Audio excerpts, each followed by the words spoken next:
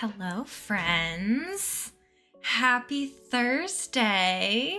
Hello, Misty. Hello, McClellan. Hello, Lady of the Wood. Hello, Littlest. Happy Thursday, everybody. Are you ready? I'm kind of dressed up today, a little bit. Not like dressed up, but like I did a little something different. Hello! Happy Thursday. I'm so excited to be back. Took a little vacation for a few days. It was very much needed and very fun. There will be pictures in Discord later, so look out for those if you want to see where I went. But it was so nice. It was so fun. And I'm very tired. We just got back last night and I was like, but I have to stream this week. I have to. And since I'm working this Saturday, I won't be able to stream Saturday, at least as of now. So you really pull off the black lipstick. Thank you. I've never really worn it before, but I kind of like it. I kind of actually like it. Like, I don't hate it. And like, it was funny because as soon as I put it on, I was like, I wish I had my other side of my lip pierced because it would look like vampire and it would be so cool, but I don't, so. But it's so nice. I like it. I might have to do it more often. I like it. Thank you. But thank you for asking about the vacation. It was so nice. We did pretty much everything I wanted to do. Like it was a really, really good vacation. Everything, like I would say 95% of it went really smoothly.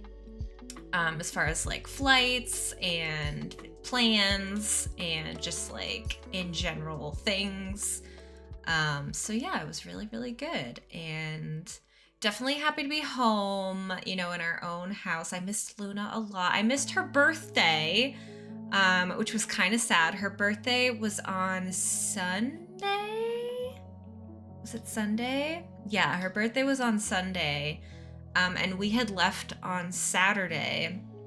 So poor Luna. We missed her birthday, but she's now my little 4-year-old baby. I love her so much. Can't wait to see pictures. I can't wait to post them. I need to go through them. But it was so much fun. I loved it.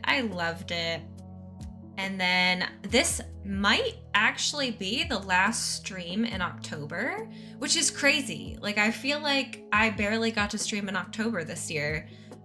Just because of vacation and work and stuff, but and we didn't get to play Witchwood, which I still want to. It'll probably just have to be in Discord, which is fine,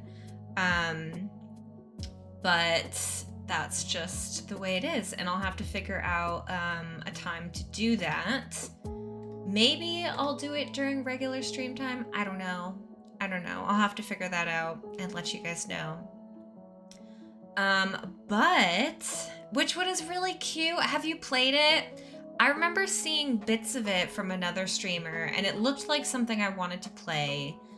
But for some reason it just like didn't want to stream. My computer didn't like it, so we'll have to try it another way. But it looked really cute. We got in like 5 minutes in before it was like, all right, can't do this, but it looked really fun. Never finished it, but it was really cute. That's what I've heard. Like, a lot of people played it and just never finished. I don't know if it's like a long game or something you can like 100% or just play as you like, or if there's like a story to it. I'm not really sure. Yeah, I was super sad that my PC just didn't want to stream it. It was just really, really laggy. And that's not fun for anyone, so we'll just have a nice chill Discord stream of it at some point, which, hey, why not? But today we're going to be doing some spooky stories, which I started doing last year. It was really fun, and it's funny because Last year we tried to do a choose your own adventure story but I had it online. I didn't have like an actual book. So it didn't really work very well with the online one, but I actually have one in person this time and it's Stranger Things themed. So I think it'll be really fun. I also have at least one or two or three other spooky stories picked out to read. It just depends on how long they take. I wanted enough to be able to have, enough to read, but also good ones. I think I went through like 4 books of short stories just to find good, like spooky stories that were like okay for stream, were fun, were interesting, were good. A lot of them were not. I will say most of them I did not like, or were just like very graphic or very intense mentally. And even when I do read some of these, I might put up a trigger warning for those that will need it, because some of the stuff does get a little heavy. These aren't like kid stories, so yeah, some of it's a little heavy. So I will definitely be putting trigger warnings up, because even when I was reading them, I was like, whoa, listen, this is intense. There is a story to it. There's lots of foraging and such you can do. Oh, cool. Okay, yeah, it did look like a lot of like when I play Palia, and there's lots of like inventory, like things you can craft. Like it looked very similar to that. I was trying to figure out how to say all that without spoilers. Got you. But yeah, I'm excited. We are gonna start out with the choose your own adventure, because that's one I really do want to do. And like I said, I don't know how long they'll take. It's that one and like one other story that I really 100% liked, and then there's like a couple that I'm like, okay, these are, good enough kind of deal. But there's 2 that I really definitely want to do. And I think this is perfect timing towards the end of a song. Love that. Love when things just work. James, hello. Happy Thursday. Welcome in. Let's go. I'm so excited. Let me see if I can show you guys this without doxing. It is from the library, so. But look, it's a choose your own adventure, Stranger Things themed. So we're gonna do an adventure today. We're gonna go on an adventure. It says choose from over 25 possible endings. And besides the one we tried last year that didn't really work, I've never done one of these choose your own adventures. I know some people like grew up with them. I never did them. So I'm excited to have one that actually works. So before we start, let's read, there's like a thing in front. So I think it kind of like sets up the mood, the story. So we're definitely going to read that. So it says, beware and warning. This book is different from other books. You and you alone are in charge of what happens in this story. There are dangers, choices, adventures, and consequences. You must use all of your numerous talents and much of your enormous intelligence. The wrong decision could end in disaster, even death. Dun dun dun! But don't despair. At any time, you can go back and make another choice, alter your path of your story, and change its result. Oh no. We're not doing that. We're not changing our minds. Okay, so you are a high school student from California. You're preparing to attend a journalism seminar in a distant town over your spring break, when you suddenly meet a troubled student with a mysterious background. Do you choose to help her, or do you continue on your trip to Hawkins, Indiana? Whatever you choose, you will soon find yourself on an unexpected adventure that takes you into a world of secret government operations, psychic powers, parallel worlds, and even vengeful monsters. I'm so excited. I knew of them as a kid, but I never did them. Yeah, same. So I'm really excited. All right, so we start out with just, we have no choice yet but to start. So here we go. It is the beginning of the last day before spring break at Lenora Hills High, and you are stuck inside with the editor-in-chief of the school paper as he lectures on and on about your duty to the paper. You want to roll your eyes so badly, but right now you need to appear to be listening. You haven't turned in the name for your next new student profile, he says, barely disguising his disdain for you. Isn't there something else I could do? I'm a good writer, and I could really dig into a good story if you let me, instead of these fluff pieces, you remind him for the millionth time. Not this again, he frowns. Look, either give me a name by the end of the day or you're off the paper. With those last words, he orders you out of the room. You grumble as you leave, stomping down the hallway amid smiling faces eager for the break. The energy is contagious, and you feel lighter. At least you have something to look forward to over break. A real conference for student journalists in a whole other state. You get to travel by plane on your own for the first time and meet student journalists from all over the country. Maybe then someone will take you and your work seriously. You hope that will be your host and organizer for the conference, Fred Benson. For now, you head to class daydreaming of the conference waiting for you in Hawkins, Indiana. Okay. Ooh, so after this page, we get to do a choice. I'm so excited. Okay, and there's a picture on the next page. I love this. You head out to the courtyard as the day ends. You still haven't found a subject for the profile for the paper, but at this point, you don't really care. A yell pulls your attention. A crowd is gathered around some freshmen. One is on her knees after apparently falling. The smug look of the girl standing by her makes it clear she was tripped on purpose. The girl on the ground gets up and yells, "Angela!"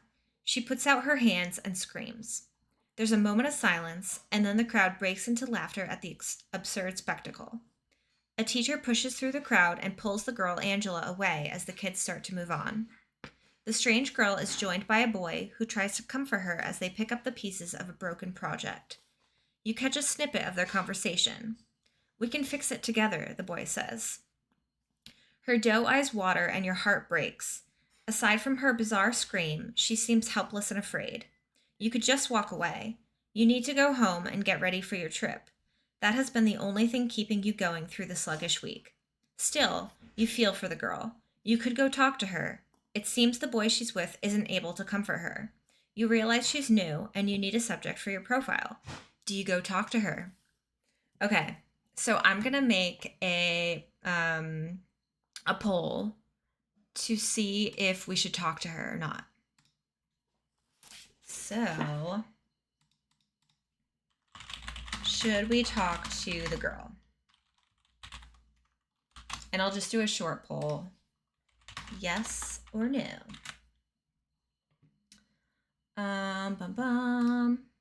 Okay. Yeah, we'll just do it really quick. And here we go. So make sure to vote in the poll. Tahir, welcome in.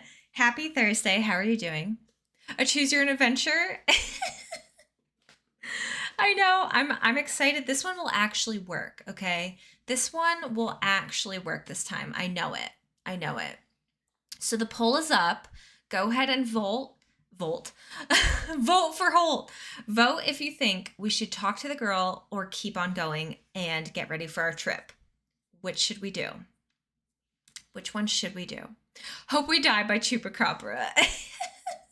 I know. There could be a chupacabra in this one. That was the theme of the one last year, was chupacabra, and it just ended in disaster. It didn't work because it was online and pages don't turn correctly online. So, but this one works. This one is normal. So we can actually do it correctly. Okay, so far people are saying we should talk to her. Angry Angel, hello. Happy Thursday. How are you doing? Welcome in. Whoop, whoop. I'm so excited. It's almost Halloween. I'm ready. I helped us die immediately. We died pretty quick. It was like instantaneously. We were just like, we chose the correct choice, but then the book was like, nah, you're gonna die anyway. I don't know what happened. Okay, everybody vote. Everybody vote if you haven't already. The poll is ending soon. Should we talk to the girl or should we keep on moving? This is our choice. This is our first decision. Our first decision says, I think it's going to be yes, talk to her. Okay, perfect. Perfect. We're going to talk to her. All right, so if you choose to talk to her, turn to page 4. Got it. Here, let me help. You bend down to pick up the severed bottom half of a clay man in a brown uniform and hand it to the girl. I'm sorry for what happened. Bullies are a pain. Like mouth breathers? She asks genuinely. You laugh. Yeah, you could call them that. A lot of bullies are mouth breathers. Like the boys who called Will Zombie Boy? L. Zombie Boy? That's a weird insult. You look at the boy, Will, quizzically. He clearly wants to avoid that conversation, so you take the hint. You're new to the school, right? They nod. Have you read the Lenora Hills Gazette? We're doing a series of interviews with students here, just basic introduction stuff. Would you be interested in being interviewed? It's pretty cool. You start to see a glimmer of hope in her eyes.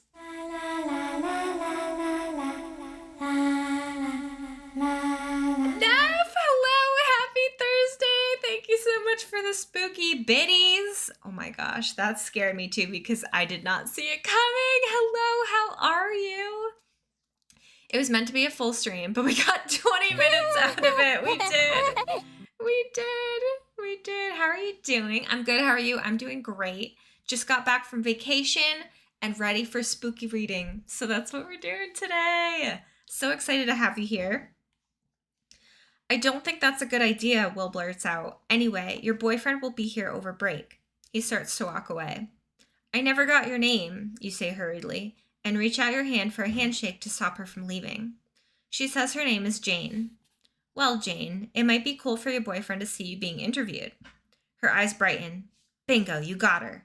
Yeah, maybe he can be in it too. We could feature a picture of you together. Jane quickly agrees, and you make a plan to meet at the Rinkomania tomorrow. Heck yes. Woo! Oh, don't worry about interrupting. Don't worry at all. Spooky sounds are welcome. They're encouraged. Besides this, this is more of like a chill stream. We're just going to hang out, read some spooky stories, and see what happens. So this one's a choose your own adventure, and I'm really excited to see where our adventure leads us. So far, we're going to interview Elle and maybe her boyfriend. So here we go. You spin me right round, baby, right round. The music thumps loudly at Rinkomania, but still doesn't overcome the sounds of laughing, squealing, and the occasional fall. The disco ball streams light around the ring. Jane leads Mike, her boyfriend, by the hand to the rink. You trail behind, trying to catch snippets of the conversation, but sticking close to Will, who follows the lovey-dovey couple miserably. So you, Mike, and Jane all grew up together? No, Will says distractedly. Mike and I grew up together, and we met Jane, a few years ago.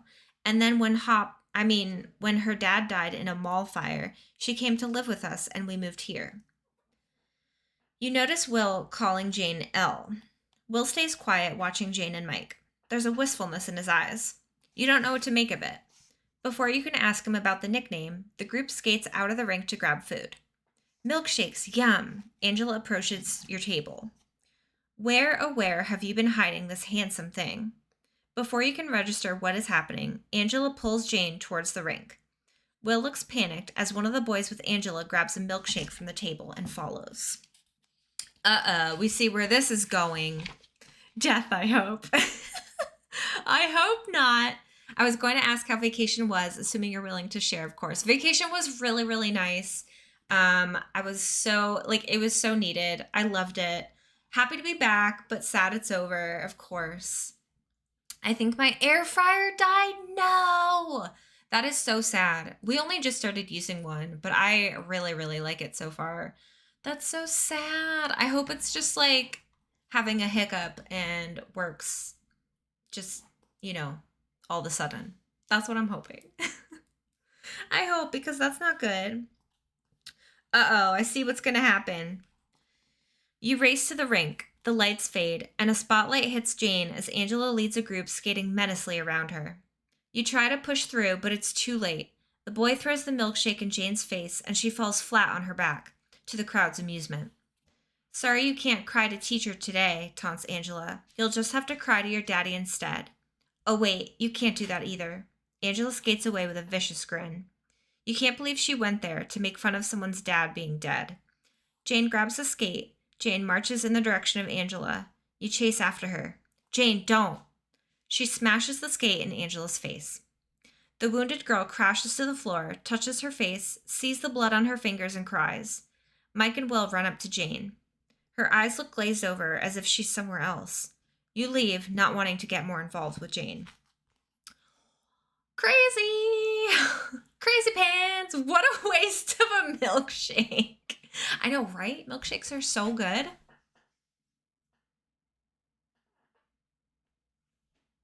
I have to cook my lunch in the oven today like a normie. I know, it takes so much longer in the oven, but like it's still good. It's just not as good. What a waste. What's everybody's favorite flavor milkshake? Go. Angela, come back. You're cool. Angela just got smashed in the face with a roller skate. Which did happen in the show, too. Spoilers, if you didn't watch Stranger Things. Yeah, it just takes a little longer. It's okay. It's okay.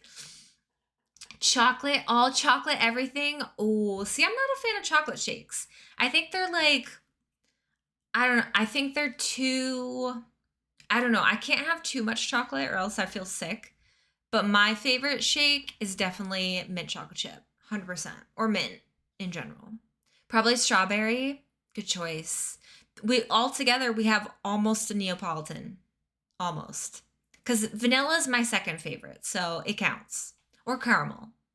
But not too many places have caramel milkshakes, I don't think. So, that's my favorite. I almost had a mint shake on vacation, too. I could have. Vanilla. Vanilla's like, see, for me, vanilla over chocolate any day. Any day. Some places do chocolate shakes and put way too much syrup in it. Yeah. See, I would rather have it on like the lighter side of chocolate. I really like the side-by-side vanilla and orange shake at Steak and Shake, though. Ooh, that's interesting. Chocolate over strawberry over orange sherbet. Ooh, see, I like a lime sherbet. Lime is good. Or like a raspberry, maybe. But lime, top tier. Oh, coffee. Oh, coffee shakes are also top tier. No orange anything for me. James, I'm with you. Actually, the only thing orange I like is orange soda. That's it. That's it, though. Nothing else orange. Raspberry sherbet for sure. Coffee shakes, though, super good. Super good. The taste of orange makes me ill, but like an actual orange is good. Oh, so you'll actually eat an orange. See, I won't. I won't even eat an orange. Orange soda or nothing. That's it. I don't even do like orange starburst. Can't do it. Or an orange. I can't do it. I don't even really like the smell of oranges. It's so bad. I'm so bad. I don't like fruit. I know that's terrible, but I wish I did. I won't eat orange starburst or Skittles. Yep, nope, me neither. Artificial orange is not my jam. I feel you 100%. 100%. I get it. All right, let's see what happened to Jane or us or something. Sunlight wakes you up. It's a bright day, and you feel hopeful about putting yesterday's events behind you. Your mom is already at work, so you're home alone, checking and double-checking that you have everything for your trip to Hawkins when you hear a knock at the front door.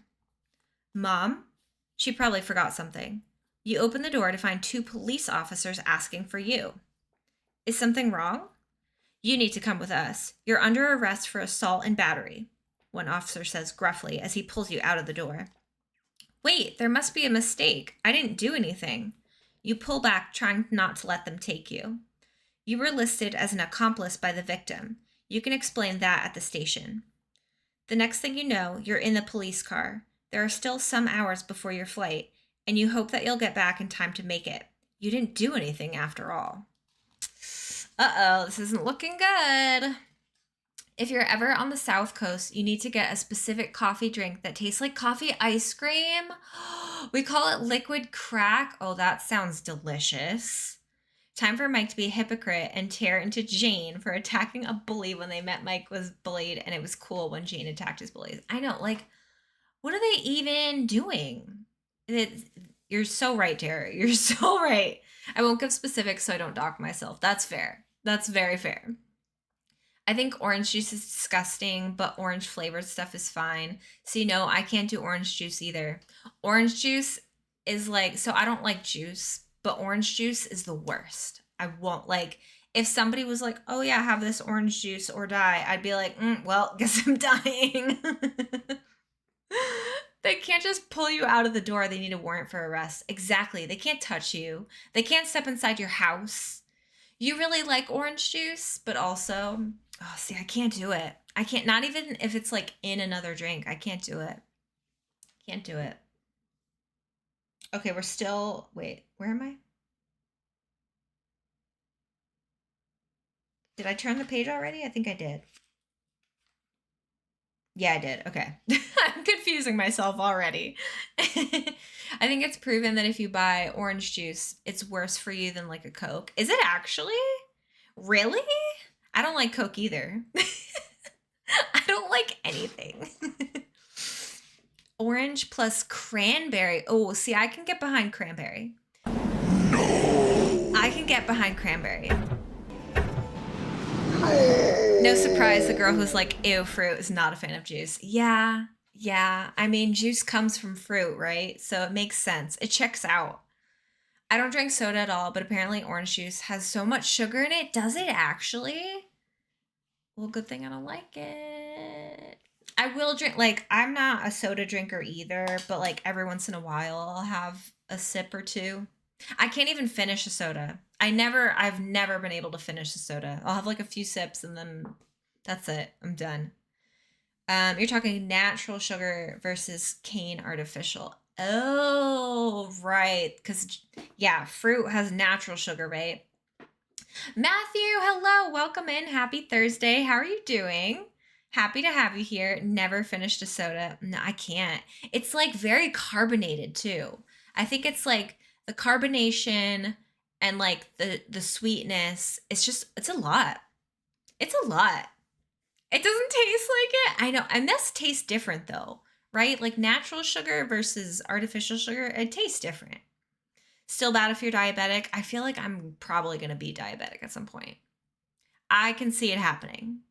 And I don't have a clue.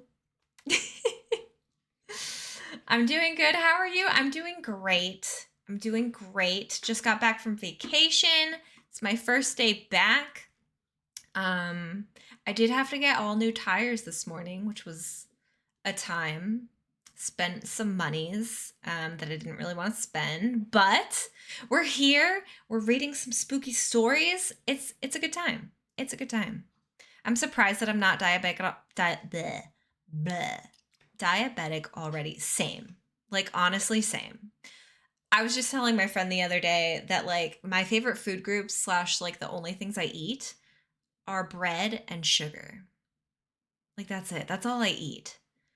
Like I'm surprised I'm not like 1,000,000 pounds because I don't eat well at all. I just want more food though. Exactly. I'm always hungry.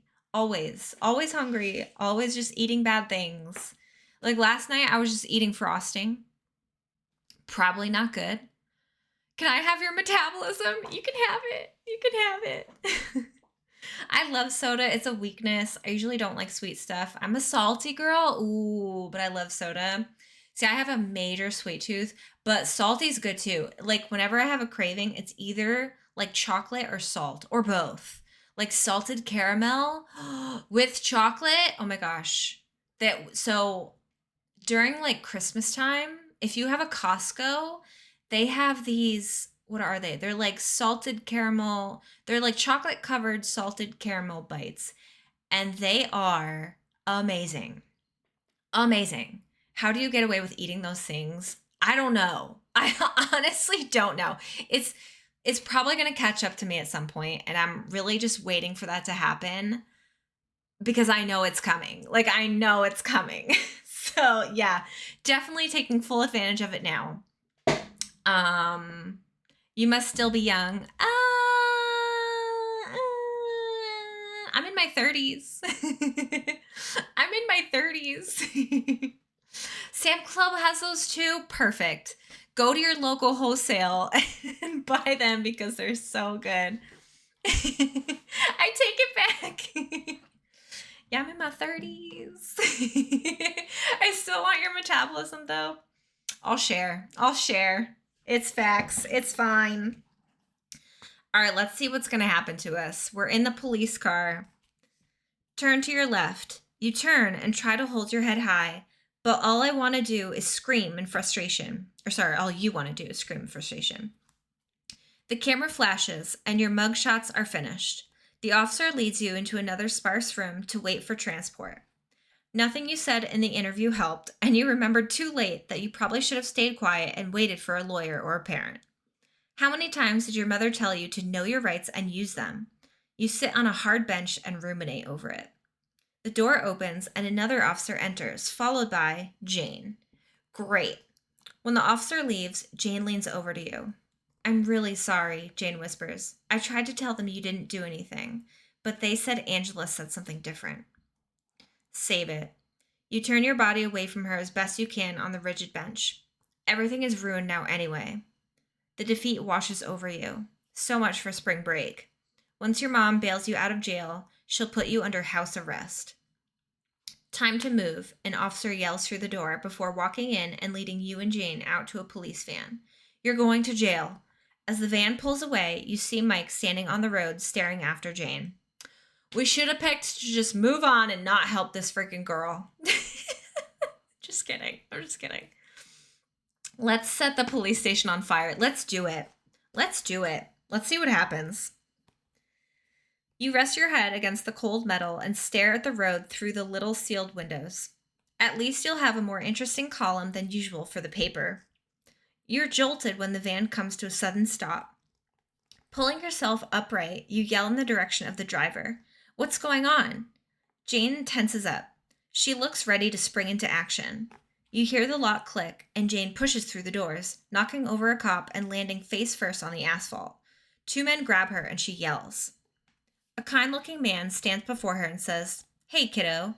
She stops struggling and walks slowly toward the man, as if in a spell. Jane knows him? What about this kid? A stern-looking woman in a suit with a short, dark hair nods in your direction.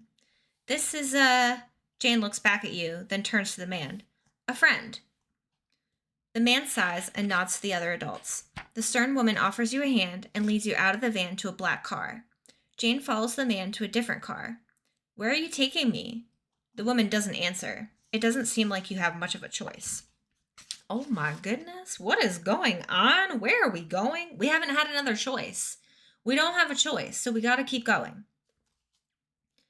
You are driven to a small diner. Inside, you and Jane sit with the man. A waitress takes your order. Jane asks for pancakes. She didn't ask for waffles? What kind of story is this? My fish sticks are done. Only took 1,000,000 years in the oven, but they'll be delicious. Oh, I'm jealous of your fish sticks. Enjoy. The man turns his attention to you. I'm Dr. Owens, so you're Jane's friend? Right. Well, you've got a choice to make, and I'm sorry I can't give you any more details than this. I need to take Jane with me, but she won't go until she knows what will happen to you. You've got 2 options. You can come with us, or you can go back to Lenora, but not back to your house. Then where would I go? The Byers' place, he sighs. I'm sorry, I can't tell you more than that. You can see a plea in Jane's eyes. Whatever is happening, she's scared. After what Jane did to Angela, is it wise to go with her? And what is happening with the Byerses? Uh-oh. Okay, so we have a decision to make. And I know some people are in an ad right now, so I can repeat this section if need be. But we have a choice. We do have a choice here. Later, Jane. I don't know what to pick. Puffy, hello. Happy Thursday. How are you doing? Welcome on in. How are you doing? All right, so let me just reread this little part because we do have a choice to make. All right. You've got a choice to make, and I'm sorry I can't give you any more details than this. I need to take Jane with me, but she won't go until she knows what will happen to you. You've got two options. You can come with us, or you can go back to Lenora, but not back to your house. And then we would go to the Byerses. I can't tell you any more than that.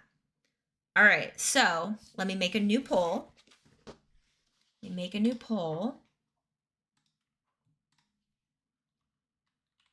What do we choose to do next?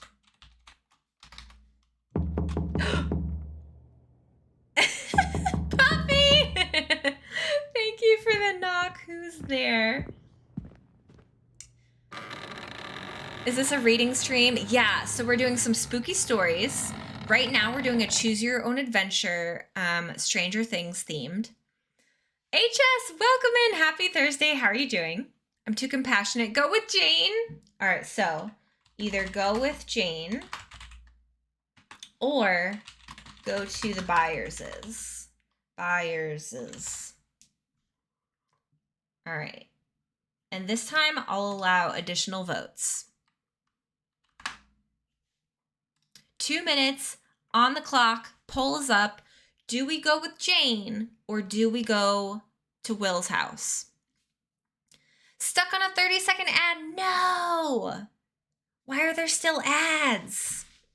Freaking Twitch. Doing too many ads. What the heck? Welcome back from ads. Yeah, right now we're doing a choose your own adventure. We do have some spooky stories available after. It could be a pre-roll ad. I don't know. I have my Twitch ads set a certain way, and Twitch still doesn't listen to my settings, so I don't think my settings even matter. I don't know. But go ahead and vote in the poll to see what we do. On break while watching on mobile for now. Well, thank you so much for using your break time to hang out with us. They changed the settings recently, did they? Oh, that sucks. Because I still have mine set up the same way I did before. To give us more ads, I hope. I mean, it's the same amount. I just had mine set to do 3 minutes every hour instead of 1 minute every 20 minutes, basically 3 times an hour. So you're getting less ad time, but more often. They won't let you do that anymore? Really? Oh, that sucks. I preferred that because I don't like getting ads like often. I'd rather get it all out of the way once. Oh, that's so annoying. I'll have to change my timer then. We all did. Aw. That's so unfortunate. Disney figured that out. Go Disney.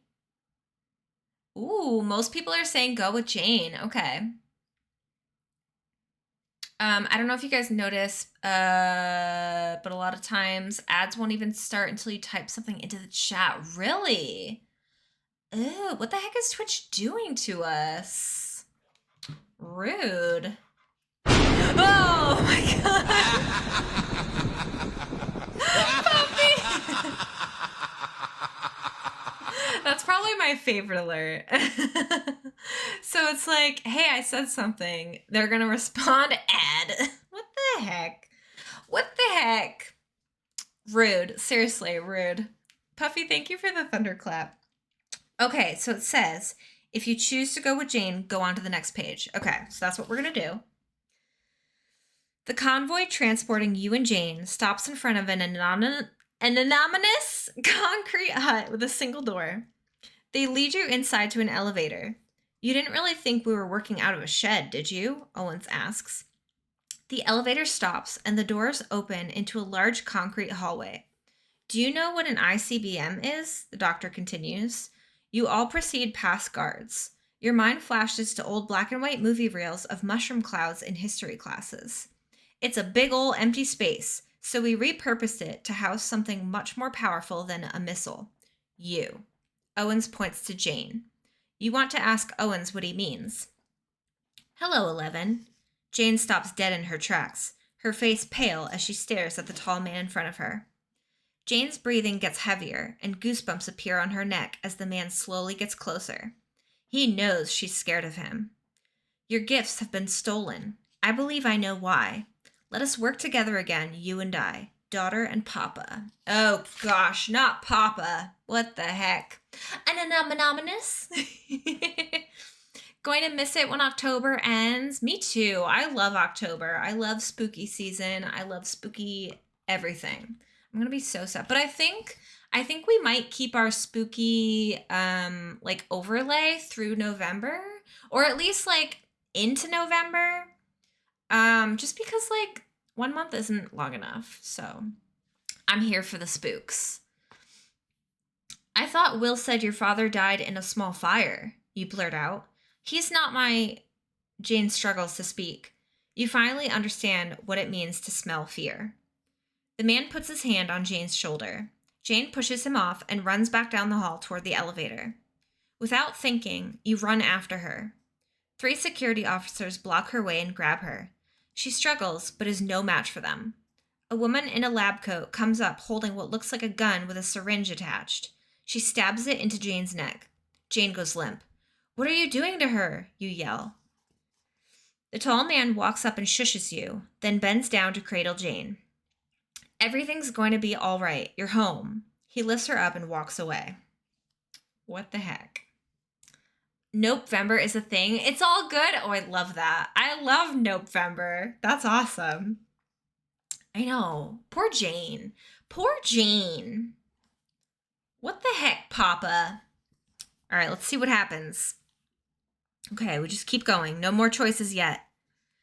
Owens follows the man, but you pull on his sleeve. Who is he? What has he done to Jane? His name is Dr. Brenner. For lack of a better word, he's a colleague.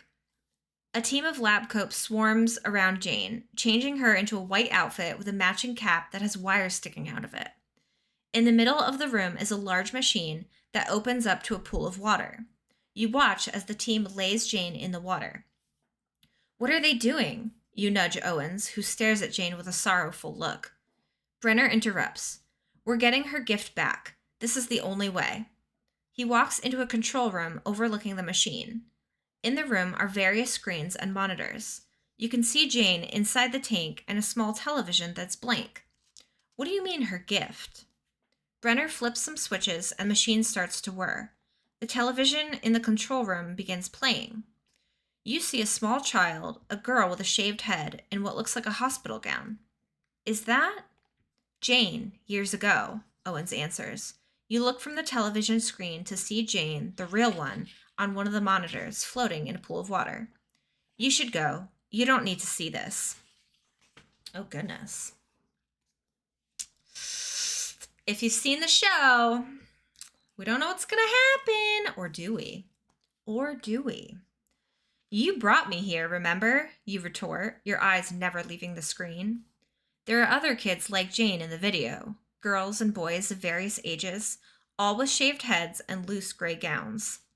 They're playing in a white room with a rainbow painted on the floor and along the walls. What is this? Surveillance tape from my old lab, Brenner answers. Well, well, look who finally decided to join us. A blonde man in a white shirt and white slacks walks up to the young Jane on the television. Who is that? You ask Owens. He doesn't answer. A machine started to beep slowly as it came online and started scribbling graphs on long paper. What is that? It's keeping track of her brain and heart activity, Owens says, then turns to Brenner. She's rejecting it. Give her time, Brenner says calmly. We shouldn't have just thrown her in like this. She's going to drown in there. The surveillance tape is paused. Is she seeing the same tape we are? You ask him. Not exactly. Owens turns back to you. We're watching the tape. She's reliving it, but she's rejecting the memory. Before he can say more, someone comes into the room and pulls him out. I've never seen the show. Oh, it's so good. It's so good. I really, really liked it. I watched it twice. And like a couple episodes more, but I really enjoyed it. Definitely gross and graphic, but very good. Brenner turns on a microphone and speaks to Jane and plays operatic music. She can hear him, but she doesn't seem awake. Brenner is telling Jane a story, but you recall Jane's reaction to Brenner earlier. You've never seen someone so afraid. And why did Brenner keep calling her 11? You remember Will calling Jane L. Is it some sort of nickname? A memory, the real Jane says, grabbing her attention. Very good, Brenner nods. How? She asks. Never mind how. You wish Brenner answered her question, eager to know what he's doing to Jane and how. Jane asks, do you want to play Skull and Bones? Go dig. Well, look who finally decided to join us. The tape plays again, showing the man in white speaking in his soft voice. Someone's a sleepyhead this morning. I'm sorry. You hear both Jane in the tank and the younger Jane speak at the same time. Am I in trouble? You can hardly believe what you're witnessing. You look over at the machines to see that their scribbling has slowed down. On the television, a man opens the door to the room and walks in. It's a younger Dr. Brenner. All the kids immediately line up. Good morning, children. Good morning, Papa, they say in unison, along with the real Jane. Hearing Jane's voice with the kids on the screen is jarring. Is she remembering what she said? You wonder if, deep in the recesses of your own mind, everything you've once said is stored somewhere just out of your reach. Number 12, please get the door. Follow me, children, the younger Brenner says. Were all the kids named numbers? Then the camera switches from inside the room to the hall just outside the door, where all the kids file out. Owens comes back into the control room. How's she doing? Brenner washes the tank calmly. Very well, she's swimming now. Good. Owens stands next to him. Because I just got off the phone with Stinson. We don't have much time. Well then, she'll just have to swim faster. Can you sign this? It's a file of everything you've ever said. I hope at one point you escape and you're given the choice on whether or not you'll be running up that hill. I hope we get to run up that hill. That would be the best ending ever. I hope so. You go up to Owens. What do you mean you don't have much time? What's going on? Skeletons and shivers down your spine. Shrieking skull will shock your soul, seal your doom tonight. Hey, Jess! Thank you for the spooky, scary skeletons. It's a long story, kid. You have something better to do? You can tell you've got him. He leads you out of the room and down the hall to another office. Have a seat. He points to a chair as he closes the door and sits behind a desk. What exactly do you know about 11? Considering I just found out her name is 11, not much. I met Jane, 11, the day before I met you. You lean back. You're stalling. What's going on? So you heard me say earlier that 11 was powerful, but her powers are gone now. We're trying to get them back. Why? Normally, you would question the idea of a person having superpowers, but this lab wouldn't be here if it was a hoax. He shows you a picture of a girl in a cheerleading uniform. A few days ago, this girl in Hawkins, Indiana, was murdered. Her name was Chrissy Cunningham. Then, a boy was killed in a similar way the next day. His name was Fred Benson. We know all about Chrissy. You can't believe it. Wait, Fred is dead? How do you know him? Owens can't hide his look of shock. I don't. I've never met him in person. He was supposed to host me when I got to Hawkins for a student journalist conference I was going to attend. I'm sorry you had to find out this way. Owens looks at you concerned. But you should be very glad you are not in Hawkins right now. What do you mean? Owens pinches the bridge of his nose as he sighs. Chrissy and Fred weren't killed by the usual ways. They were killed by someone with powers. Powers like Elle used to have. So you need to get her powers back to find who killed them? Not exactly. Owens leans back, his chair squeaking beneath him. We know who killed them, but 11 doesn't know it yet. She's the only one who can beat him, but she needs her powers to be able to do it. That's right. We don't have much time. When Chrissy was killed, a gate opened. A gate? A gate between our world and one we call the Upside Down, another dimension where the killer is.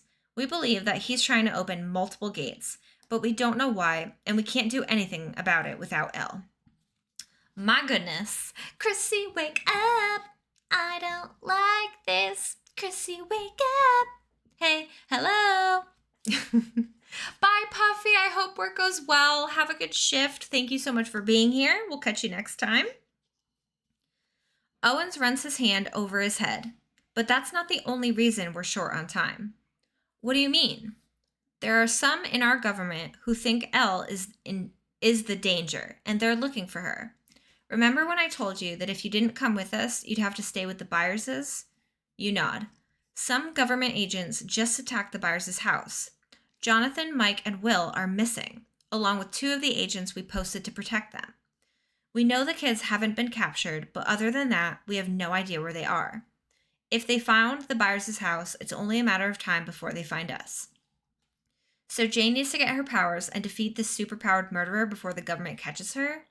I see you understand the dilemma we're in.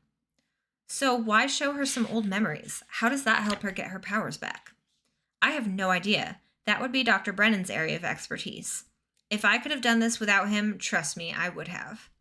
It's clear there's no love lost between Owens and Brenner. Jane seemed terrified of him too.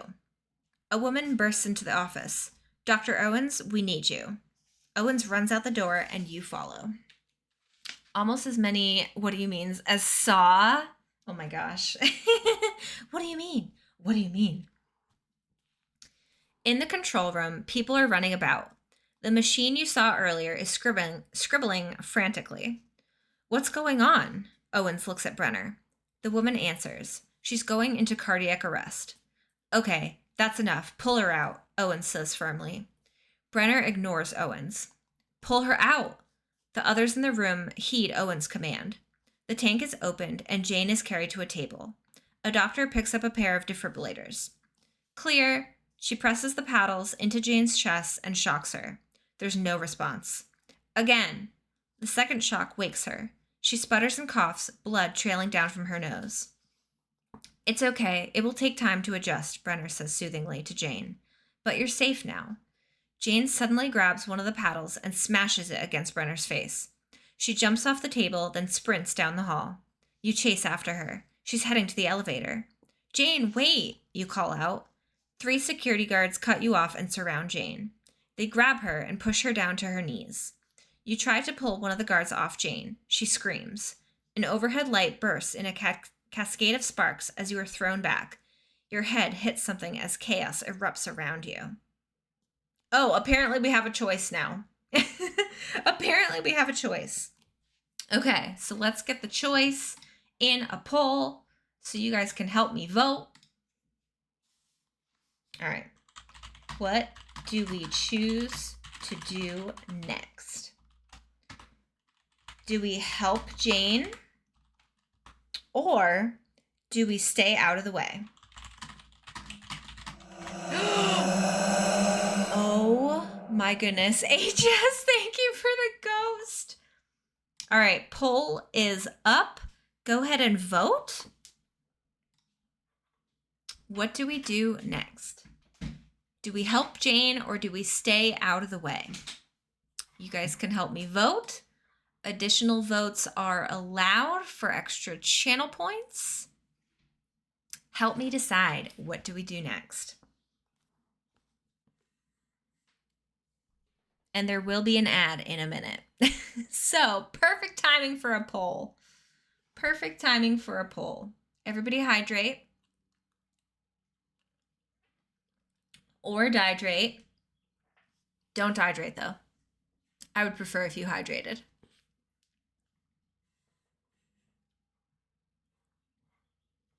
So far, this is very close to the show, though. It's pretty close. Not our character, because our character doesn't exist, but the rest of the story is very, very close. Especially the milkshake.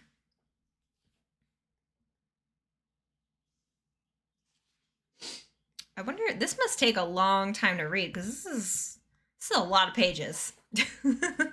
So, it's probably a good thing that I don't have many stories. Because this might take a while. Yeah.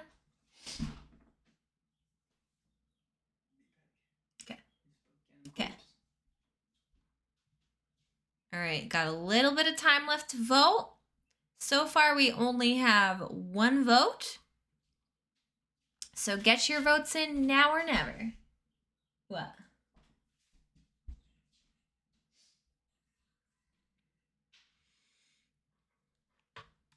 Votes in now or never. Do we help Jane or do we stay out of the way?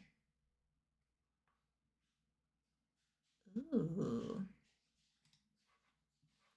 All right, looks like we're helping Jane. So if you try to help her, turn to page 22. Got it. In the darkness and confusion, you are carried into a small room. Slowly, you get up, your head throbbing. You try to think back. The last thing you remember was Jane used her powers. It worked. She had them back. You swing your legs over the side of the bed and feel cold metal hit your ankle. Looking down, you see a chain hooking your right foot to the bed. Hello? Is anyone out there? Jane? Owens? They can't hear you. A voice you recognize comes over the speaker. Dr. Brenner? Where am I? Where's Jane and Owens? They're back in the other part of the lab, still working on the Nina project and in mourning. Mourning? Your spine prickles. Did someone else in Hawkins die? Oh no, not Hawkins. Right here. Brenner's voice is eerily calm. Poor 11 didn't mean to hurt her new friend. But her powers, she couldn't control them. And now she thinks you're dead. 11 needs me now to help her control her powers, to make sure this never happens again. She's finally home with her papa. That means you'll be staying here indefinitely. You can't do this, you yell. Aren't you her father? Don't you care about her? I do care about her. I care about all my children. The end. Oh, shoot.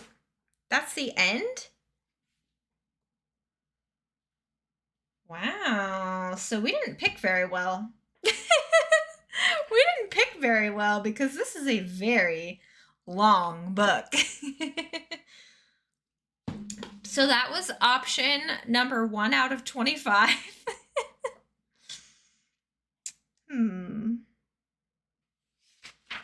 Crazy. Well, that's unfortunate. That is unfortunate. We died. Kind of. Kind of. Okay. I do have another story for us to read, though. And this one is like a full short story. It's not a choose your own adventure. So, and I have read it. I did enjoy it. But I will put a trigger warning up because there are some things that people may not like about it.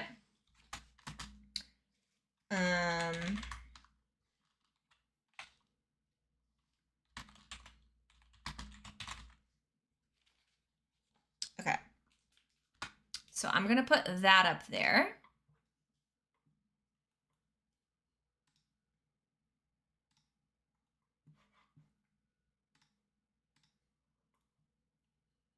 Okay, perfect. And that way, if anybody does not want to hear this story, please mute or head out now.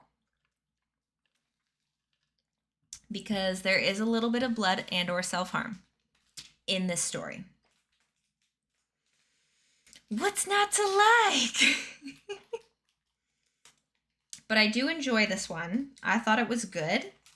It's called The Tallest Poppy by Chloe Gong. All right, and this writing is smaller, so I need to see better. Every night, the sea sounds like it's moving closer. It doesn't matter how much I toss and turn and plug up my ears. The rushing water will grow to a crescendo and whistle through the gaps of the bedroom, bringing the smell of salt and brine into my blankets.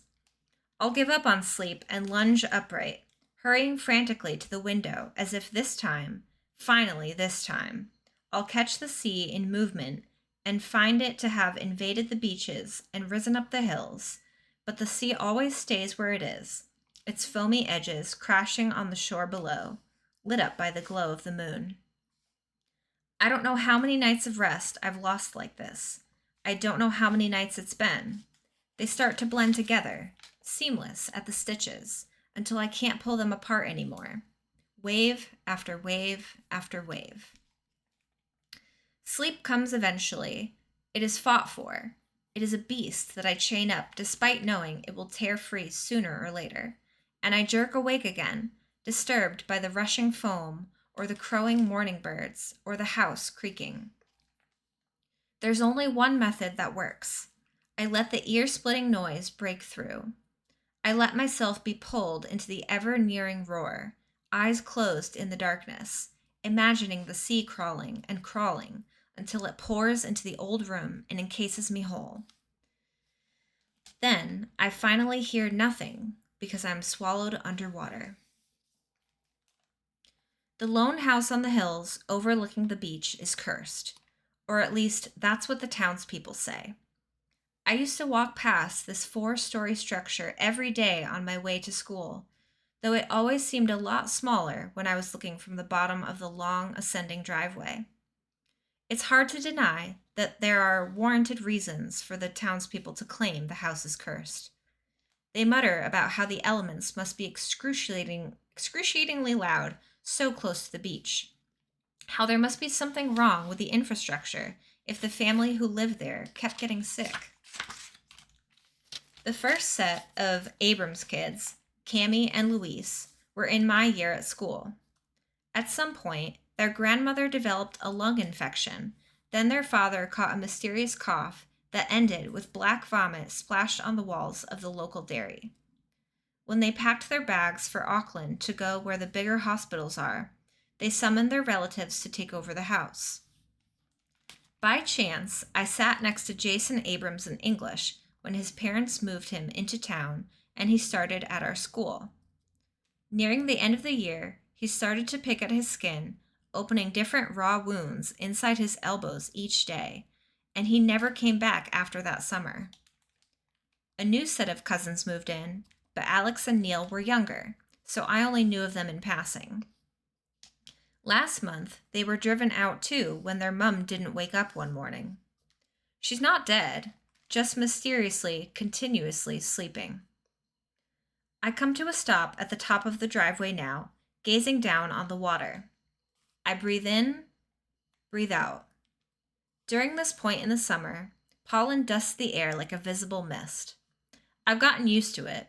17 years living in the same tiny town will do that to a person, but there's something about being up so high that makes the suffocation feel more potent.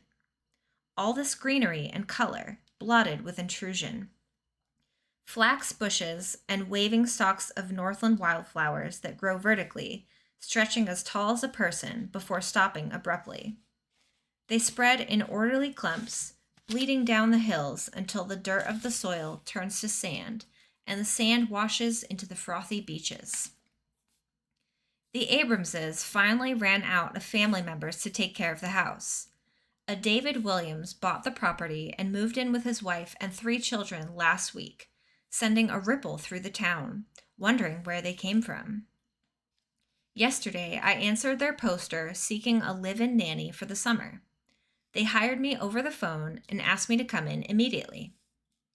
Well, I mutter, doesn't look too cursed.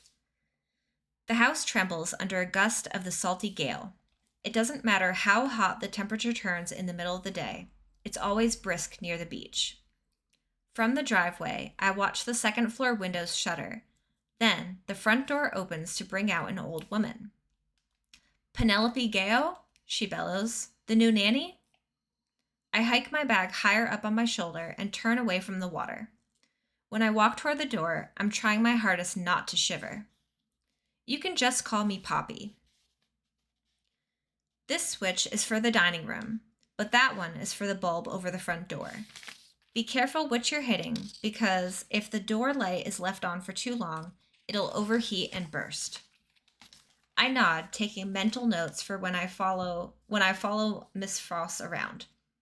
From the inside, the house is even more formidable. The floors stretch up to a height that feels a little dangerous when the wind blows hard, which was the first thing I noticed because I'm the one sleeping in their redesigned attic space, where a triangular window overlooks the downward slope of the hills.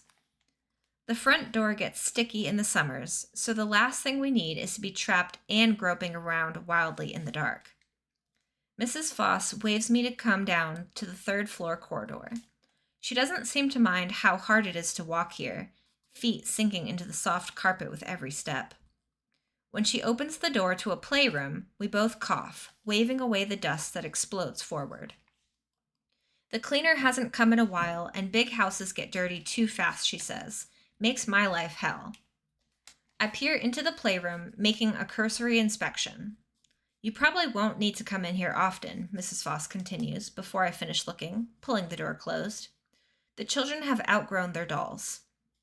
But they still keep the playroom around? The kids are out with their parents at the moment on some afternoon excursion through the town, but dozens of photo frames around the house show me their grinning faces. 2 boys around 12, and a little sister with her front teeth missing. Why not? Mrs. Foss proceeds down the hallway. Did you graduate already, Poppy?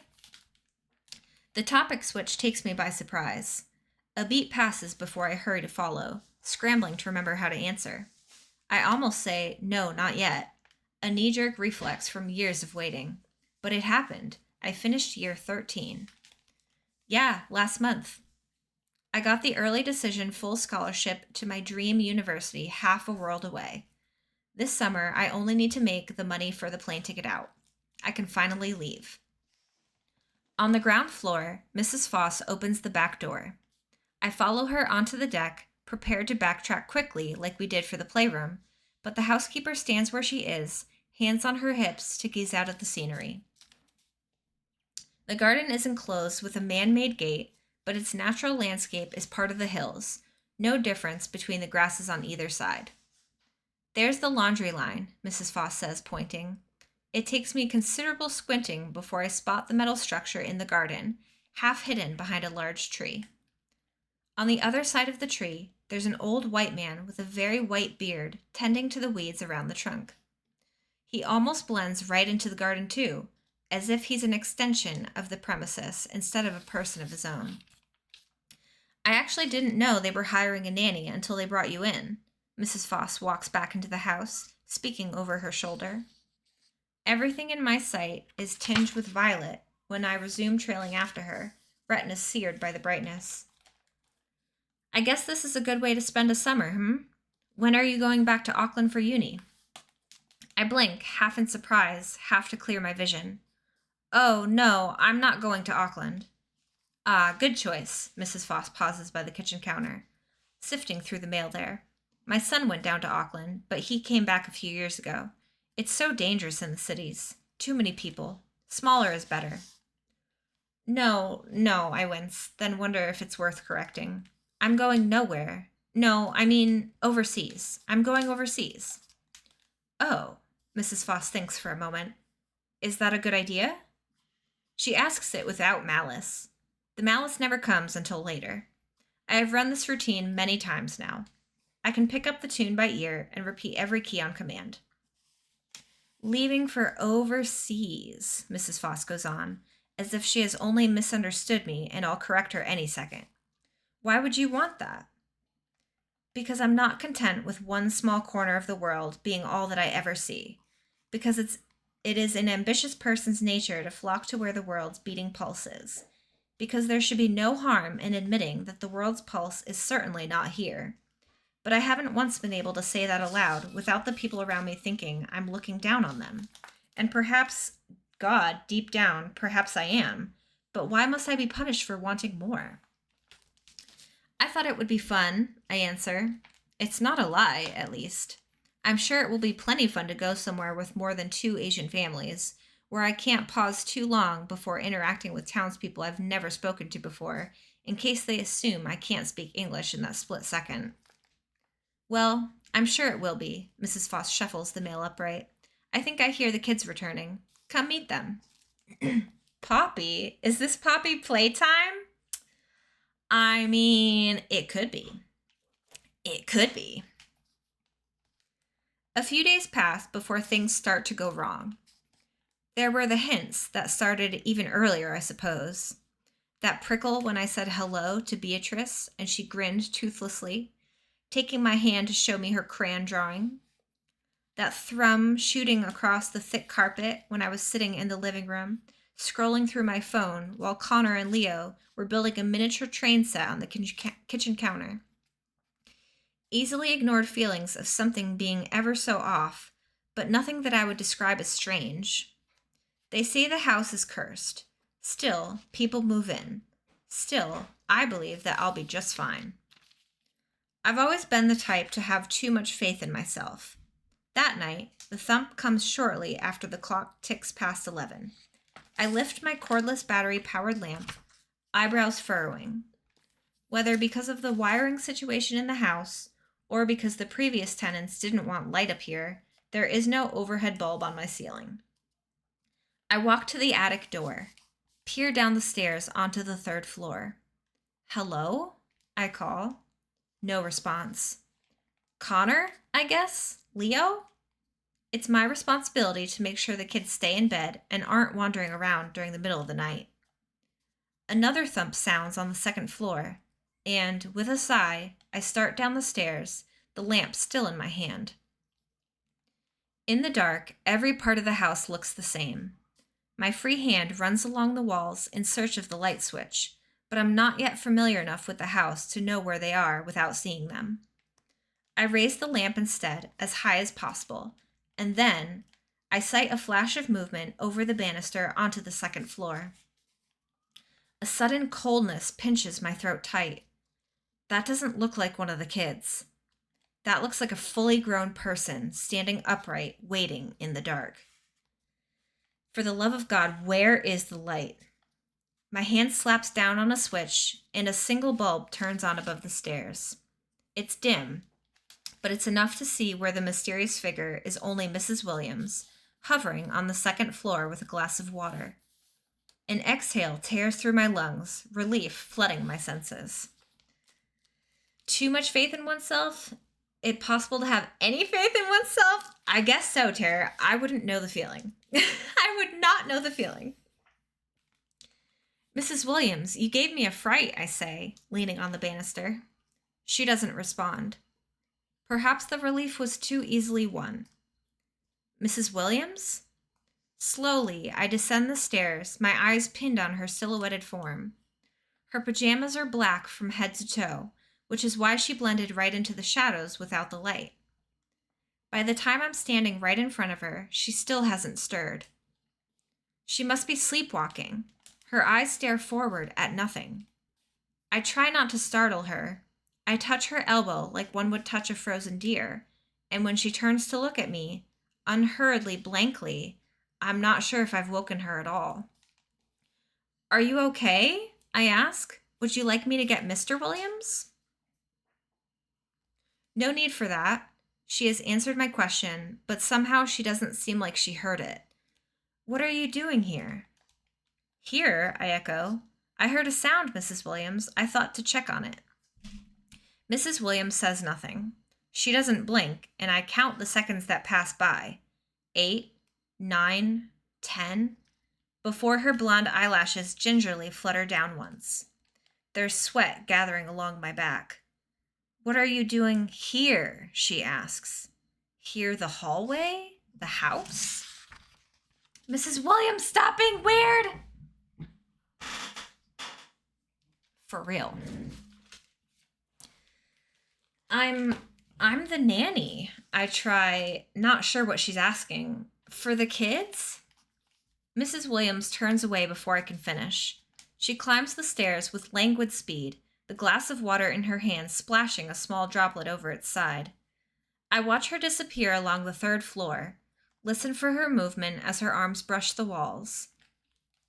It isn't until her bedroom door closes that I dare to move, returning to my attic room with a small tremor shooting down my spine.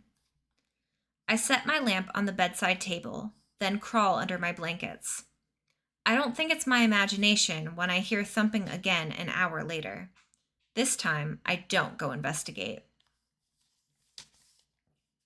The kids stay well behaved for the most part.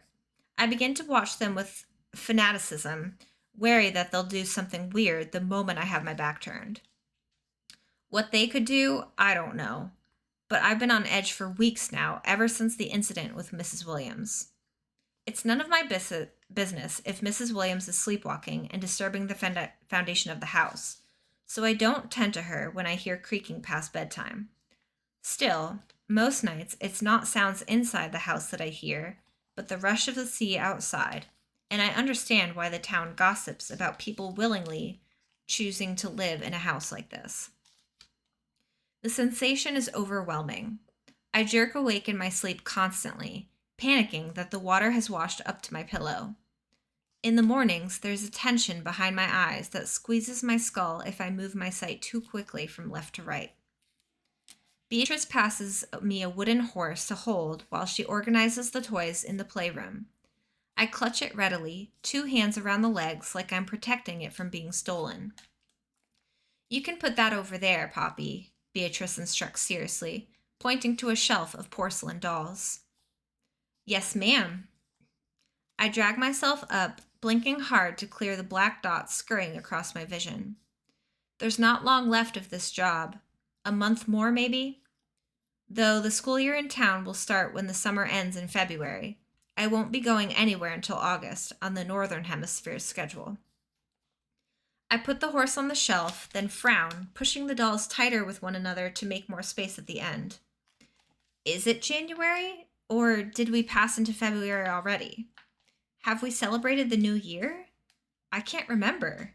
I need to check my phone later. "What else?" I ask Beatrice. She's eager to continue bossing me around, plucking up 2 Barbie dolls by their hair. They're not pretty enough to sit with the others. We toss these out." "What?" I hurry over and take the Barbies from her before she can do anything rash. "They're perfectly good dolls. They'll look nice with..." I trail off. The wooden horse I set on the lower shelf has fallen to the floor. It looks pathetic on its side, legs straight and useless, but the moment I lean to pick it up, a snap of wrongness flexes into my wrist. My eyes snap up. I had cleared a segment of the shelf for the horse, hadn't I? Now the porcelain dolls are taking up the whole space again. Their beady eyes and painted smiles. There's a thin layer of dust on their fragile skin, as if the shelf hasn't been touched in years. "Beatrice, did you pull the horse off?" Beatrice toddles close, her nose wrinkled. "I was over there, of course not." She pushes the dolls, then takes the horse from me and sets it back where it was. "There, they won't move now that I've done it." A shiver dances along my neck. "What?" Beatrice leans in, cups 2 small hands around her mouth to funnel her whisper. "The dolls don't like you," she says, as if divulging a deep secret. "They told me." "What?" I don't know what comes over me. I huff. "Well, I don't like them either." And then I immediately feel ridiculous. Down the hall, I hear the rumble of Mrs. Foss making the beds to prepare for Mr. and Mrs. Williams coming home from work. Beatrice is almost finished organizing her toys. "Yell out if you need me, okay?" I scratch the inside of my elbow, making for the door. "I'm freshening up for dinner." "Okie dokie," Beatrice says happily, sitting to play with the Barbies. It'll all be worth it. I take the stairs up to my attic room, then close my bathroom door behind me. You'll be out of here before long. I fill up the bathtub, perching on the edge while the water rises. The small window above the sink has been left open, bringing in a cold breeze that draws goosebumps on my shoulders when I fold into the scalding water. The sea is roaring at a thunderous volume. It must be high tide. Foam and seashells crawling up the grassy hills and spitting sand into the soil. I drop my head below the bathwater. Enough. I don't want to hear it anymore. Stay back. The sounds stop.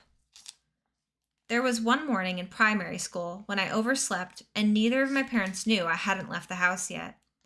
By the time I woke up and stumbled out of my room, the sun was so high up in the blue sky, hovering at its apex. I thought days had passed. I had only been displaced out of my routine, not the linear passage of time, but for the longest moment, I couldn't work past the overwhelming sensation. Cicadas going off in the distance, the sidewalk bright with reflected light, and me standing there, just standing there, looking around and thinking, God, I'm not supposed to be here. I'm supposed to be somewhere else. This is wrong. This is wrong. That feeling of displacement has me ringing in my head as one prolonged warning shriek since then. I keep waiting for it to stop, but there it remains, nestled in an unscratchable part of my body. I exhale slowly, emptying my lungs. The bubbles blow into the bathwater, rising up to the surface.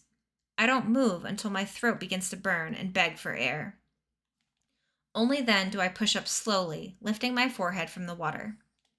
I can't go any further. I brace my arms, thinking I must have gotten snagged on some part of the tub, but then I try to sit, and no, I'm being held. 10 fingers clamped on my shoulders, squeezing. Beatrice? Beatrice, this isn't funny. I can't breathe. This isn't... With one frantic surge, I break out from the water, spluttering. Beatrice! I cut myself off as soon as my eyes fly open, hands gripping the sides of the tub. I'm alone. No trickster children anywhere to be seen.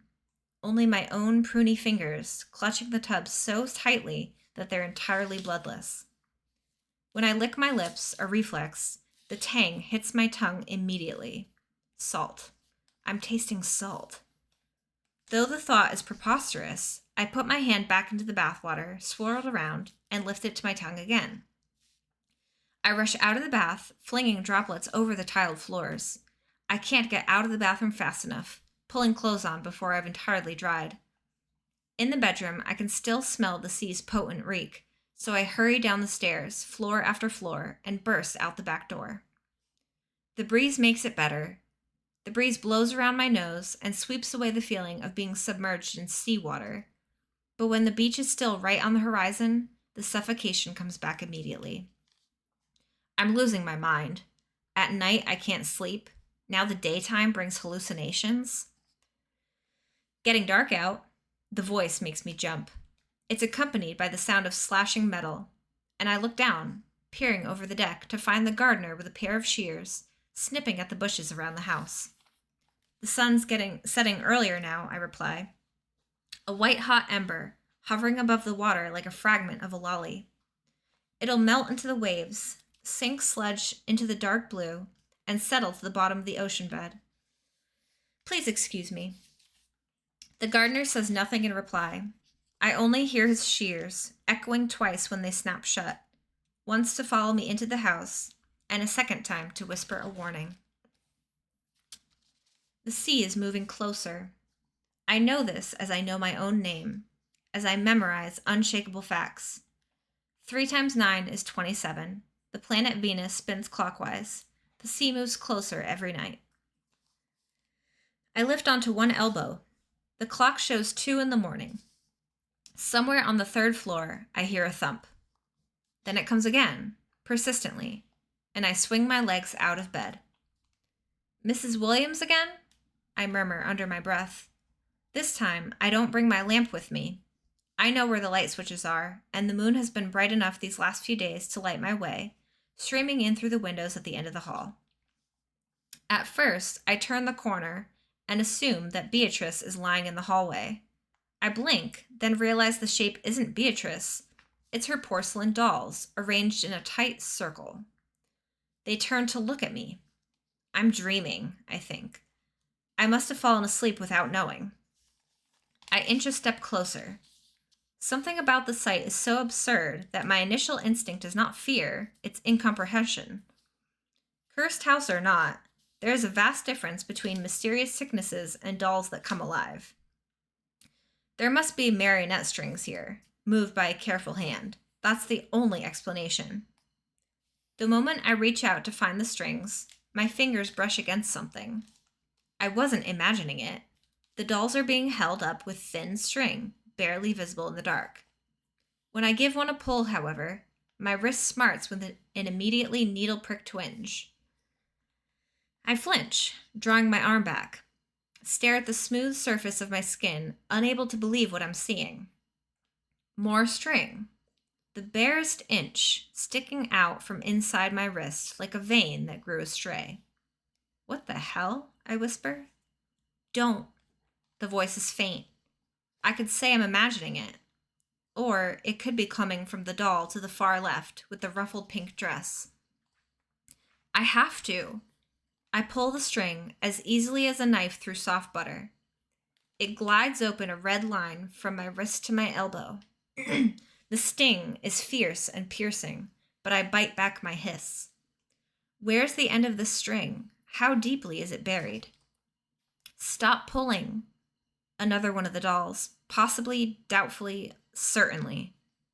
You'll kill yourself. Shut up, I say it to myself. I say it to the dolls. I won't have this inside me. I won't be connected to a set of strings. I won't be made into some plaything. It's not harming you. I need to leave. The dribble of blood starts in earnest, smearing along my fingers, dropping rapidly onto the carpet. I've pulled the string up to my shoulder. It gives no indication of ending. No one ever leaves. There's a new voice, a lower timbre, the doll in the yellow dress. Why are you hurting yourself just to leave? Another voice, farther away, the doll in the corner. Do you think you're special? With a cry, I let go of the string. Tears spring to my eyes, and I'm heaving for breath, unable to bear the searing pain where the incision reaches my neck. There's a panic constricting my lungs, wondering if one wrong twitch is going to cut a line right across my throat. But maybe if I give it one more yank, maybe the end is somewhere nearby, requiring but one last gasp. Shut up, I spit again, closing my fingers around the string. You don't want me here anyway. You don't like me. Outsider, they start to crow. I've encouraged them. Their voices clash together, echoing and echoing down the hall, as if the walls are made of cavernous stone instead of a soft plaster and wood. Leave then, see if we care. I pull. There's so much blood that my grip is slippery, slick against my burning skin. I'm delirious. I'm in agony. I'm trying. No, don't. The green dress hushes the others. You can't leave. You can never leave. You're ours now. Enough. Welcome in, Coco. Happy Thursday. I know you come in right to like a gross, scary part, but welcome in. How are you doing? Just before I can find the end of the string, a flare of light beams to life overhead, and I'm so startled by the brightness that my hands fly to my eyes, flinching. One moment, the smell of metal pervades my every sense. The next, nothing. I suddenly get the impression that I've been dropped into a new room, and though I know I remain unmoving, I lower my hands carefully, wondering if I will emerge in new surroundings. It's still the hallway, but no dolls, no peeling skin, no deep incision from my wrist to my neck, torn apart by a buried string. Poppy, is that you? I twist around. Mr. Williams is standing at the other end of the hallway, a frown on his face. There were dolls, I say quietly, dolls everywhere. For a moment, Mr. Williams only blinks. Then, dolls? These dolls? It starts to register how I must sound, like someone still caught in the throes of sleep, raving about the last nonsensical thing I've seen. My legs are shaking when I rise to my knees. I scrub at my wrist, but I can't find the slightest trace of a cut, nor the phantom impression of a string. I must have been sleepwalking. Off to bed then, Mr. Williams says nicely. I nod. I don't dare look in the reflection of the windows when I walk past him, afraid that I'll see the weeping gouge I cut across my throat. The house is cursed. They have said so all along. I nick myself slicing apples the following day. I get my hair caught in the laundry line the next, then trip on the stairs the afternoon after that. Other events follow. Lights turn on automatically when I walk into a room. Electrical faults, maybe. The bathroom heating rumbles to a start when I take a shower, easing itself off the moment I leave. Pipe malfunctions, maybe. Occasionally, I think the kitchen drawers might be shuffling around when I'm not watching, opening and closing at random. I could blame a stray breeze. I could blame Beatrice's fast hand. Or I could accept the strangeness. I begin to imagine the house communicating with me directly in a push and pull. It wants me out desperately. It wants me to stay just as badly. Hurt me, scratch me, hurl terrible words that mark my skin, then embrace me, claim me, demand that I take it for my own and never leave it. I wander around the living room, hands trailing across the cabinet. Even though Mrs. Foss cleaned this morning, I cut 5 lines through the thin layer of dust that has gathered on the surface. I'm not scared by a mere house. I have no interest in admitting defeat and fleeing. Once I finish the job, I'll walk away with my head high. Besides, it's not like I'm going anywhere until I've taken my last paycheck. I need that plane ticket. Okay, let me catch up on chat a little bit. Still getting kicked by this cold, almost out of it, I think. Oh, Coco, feel better.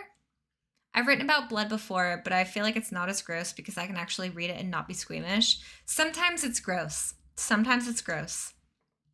Though I feel like I get squeamish when it talks about veins and face things like ears and eyes that I know about. Tore herself away from Amaranth to watch Colie. Coco's so kind. Did she leave for a while? I noticed she was back. I did notice. Poppy, look at what I can do. Leo rolls up a wad of wet paper and hurls it at the wall, making it stick in a clump. I roll my eyes. Oh, and now I have to clean it up? It's art. Let me get a bucket before you ruin the carpet. I turn on my heel, intending to make for the adjoined kitchen. Instead, I almost spring 3 feet into the air when I find Mrs. Williams under the hallway arch, watching me blankly. Goodness, don't be startled, she says, a smile transforming her expression. I'll get the bucket. Poppy, is this your last week? Given her question, she wants me to follow. I scramble after her into the kitchen. Yes, until Friday. Mrs. Williams leans down to open one of the cupboards. I have a proposal then. How would you like to stay until August? The house creaks under my feet. The floorboards groan, complaining loudly and whispering excitedly at the same breath. What? I say aloud. Well, you're here until then anyway, aren't you? Mrs. Williams continues. Goodness knows why you're leaving after that, but there's plenty of time before August. The kids enjoy your company. Who knows? Maybe you'd like to stay longer for a permanent position. Definitely not, I think. But there's no harm in more money, is there? I'll think about it, I answer. Can I let you know on Friday? Of course. Mrs. Williams slams the cupboard closed. The sound is decisive as a car wreck. She did? Oh. Probably wouldn't have known if not for Superfan Coco mentioning it. I've known 2 times for some reason. Twitch's algorithm made it pop up for me, so please stop. Please know I've already told it. I don't want hot tub streams. As is always the case, I'll forget about Amaranth for 27 years until she comes back again like Pennywise. She just pops up out of nowhere. It happens. The kids are at a play date on Friday, so there's not much for me to do except mosey around the halls and muse about Mrs. Williams' offer. I wonder if the house has calmed down in its attempts to play with me. The sun is setting. When I go up to my room, the walls are swathed in shadow, swallowed by the purpling gloom outside. I can hear the sea. In the growing dark, sound booms louder than anything else, wave after wave smacking against the sand and climbing the hills. Despite my indecision, I did pack already. I only brought a small backpack of stuff anyway. It would be easy to take everything out again if I do choose to stay. It wouldn't be so bad, I say aloud. I fold onto the bed, lie onto the pillows. It's only another few months. At some point, I fall asleep. A very brief nap, no more than 10 minutes pass before the crash of waves wakes me up again. But by then, night has fallen fully in my room, impossible to see even my hands in front of me. I stretch to turn on the lamp. When its glow illuminates my bedside, I become aware that there's a heavier presence upon my blankets, something that wasn't there before. I don't turn to look first. I stretch my hand back, 1 inch, then another. And when my fingers hit something cool, something like porcelain, I know exactly what has found its way near me. What am I doing? I think suddenly. Another few months will turn into a year. A year will turn into a decade. I can't stay here forever. I won't. In a lurch, I shoved the porcelain doll away and let it hit the floor with a shattering sound, uncaring that it is broken.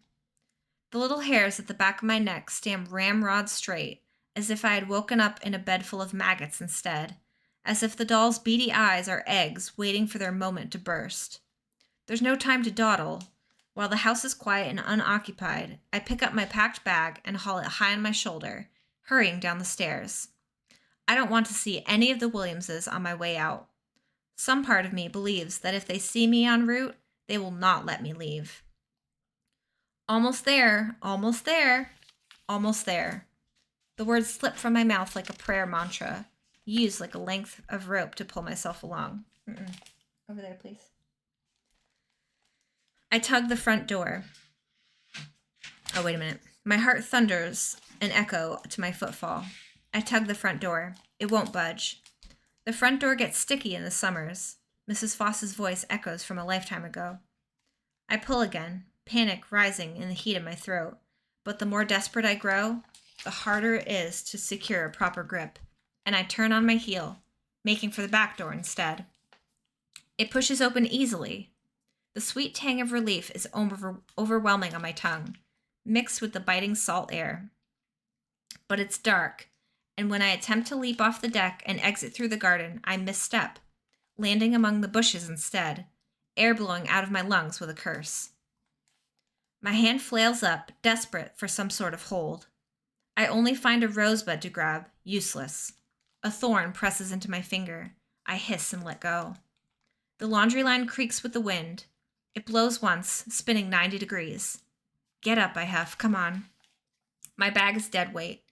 I try to shake it off my shoulder, but I only get caught deeper in a tangle of branches and thorns.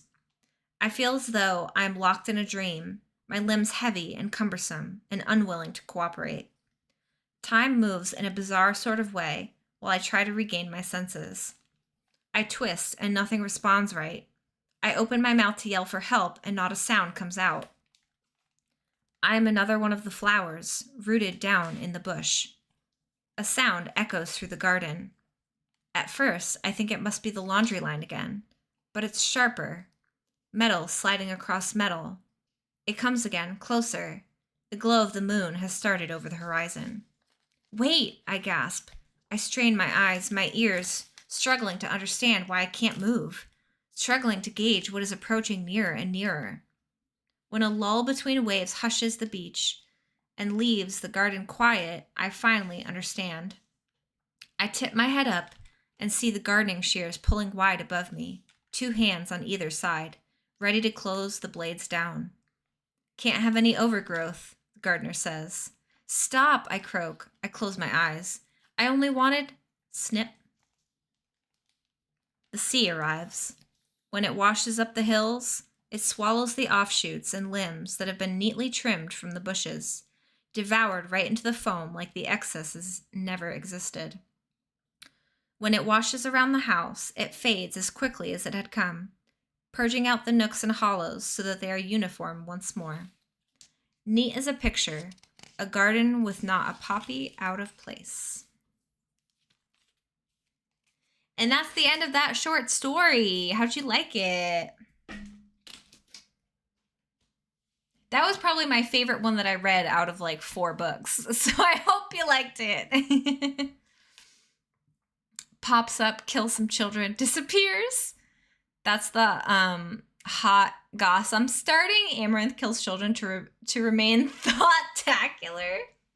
Okay, I can get on board with that. I base it on nothing, as 90% of internet started rumors are based on. All right, so let's see. We've been going for almost 2 hours. I do need to take a little break for lunch. And then maybe we'll do 1 or 2 more stories after that. We'll see. It was enjoyable. Good. I liked that one. That was The Tallest Poppy by Chloe Gong. So that was a good one. But yeah, I'm going to take a little break and come back after I eat some lunch. And then we'll do at least 1 more story. So I will see you guys in a little bit. Enjoy a break. I had no idea what was happening because I lost a lot of it in the ad. Oh no! Well, we will have a VOD. There will be a VOD this time. So enjoy the break. Get some foods. Get some drinks. Get some snacks. Do what you got to do. And I will be back in just a little bit.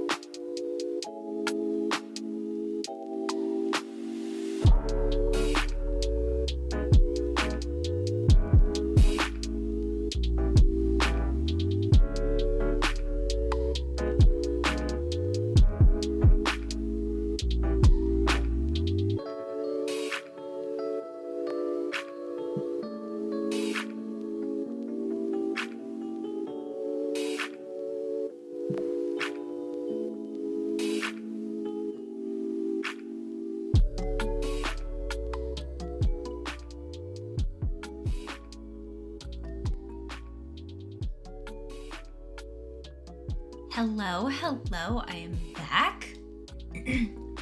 Lunch has been eaten, and actually my lipstick stayed on pretty good, which is good. And I think, because I had 2 other stories that I could read. One of them is pretty short and one of them is a little longer. So I figure we'll read the longer one and then that'll probably be it. Oh, and of course an ad is going to start in like 20 seconds. So we'll kind of like chit chat for a second.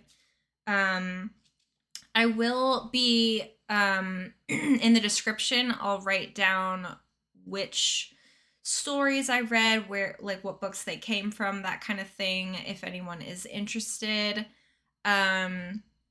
Also, if anyone would like to use their channel points to vote for an emote they'd like to see on my channel in the future, please do that. I am keeping track of votes, and you can vote once per stream, and you can either vote for the same one every time, a different one every time, whatever you want, basically. Just an emote that you'd like to see me have, maybe.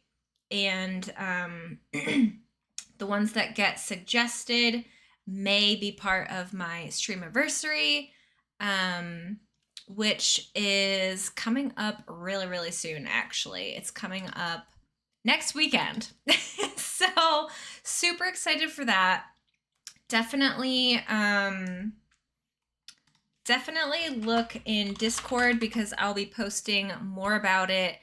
Then Twitch isn't letting me use channel points. Coco, which one do you vote for? I'll write it down. Oh, and there's an ad now too. Hello? What the heck? Twitch, get it together. Get it together. Twitch wasn't letting me chat the other day in someone's stream. It was very bizarre. I think Twitch just has like a mind of its own. I was gonna say cozy flurry. Okay. I will write that down. So I'm writing down all the votes. Okay. Cozy. But the emote will be a flurry one. So whichever gets voted on, it will be a flurry emote, no matter what. So unless it's like something that like can't be a flurry, you know what I mean? But otherwise it will be a flurry emote.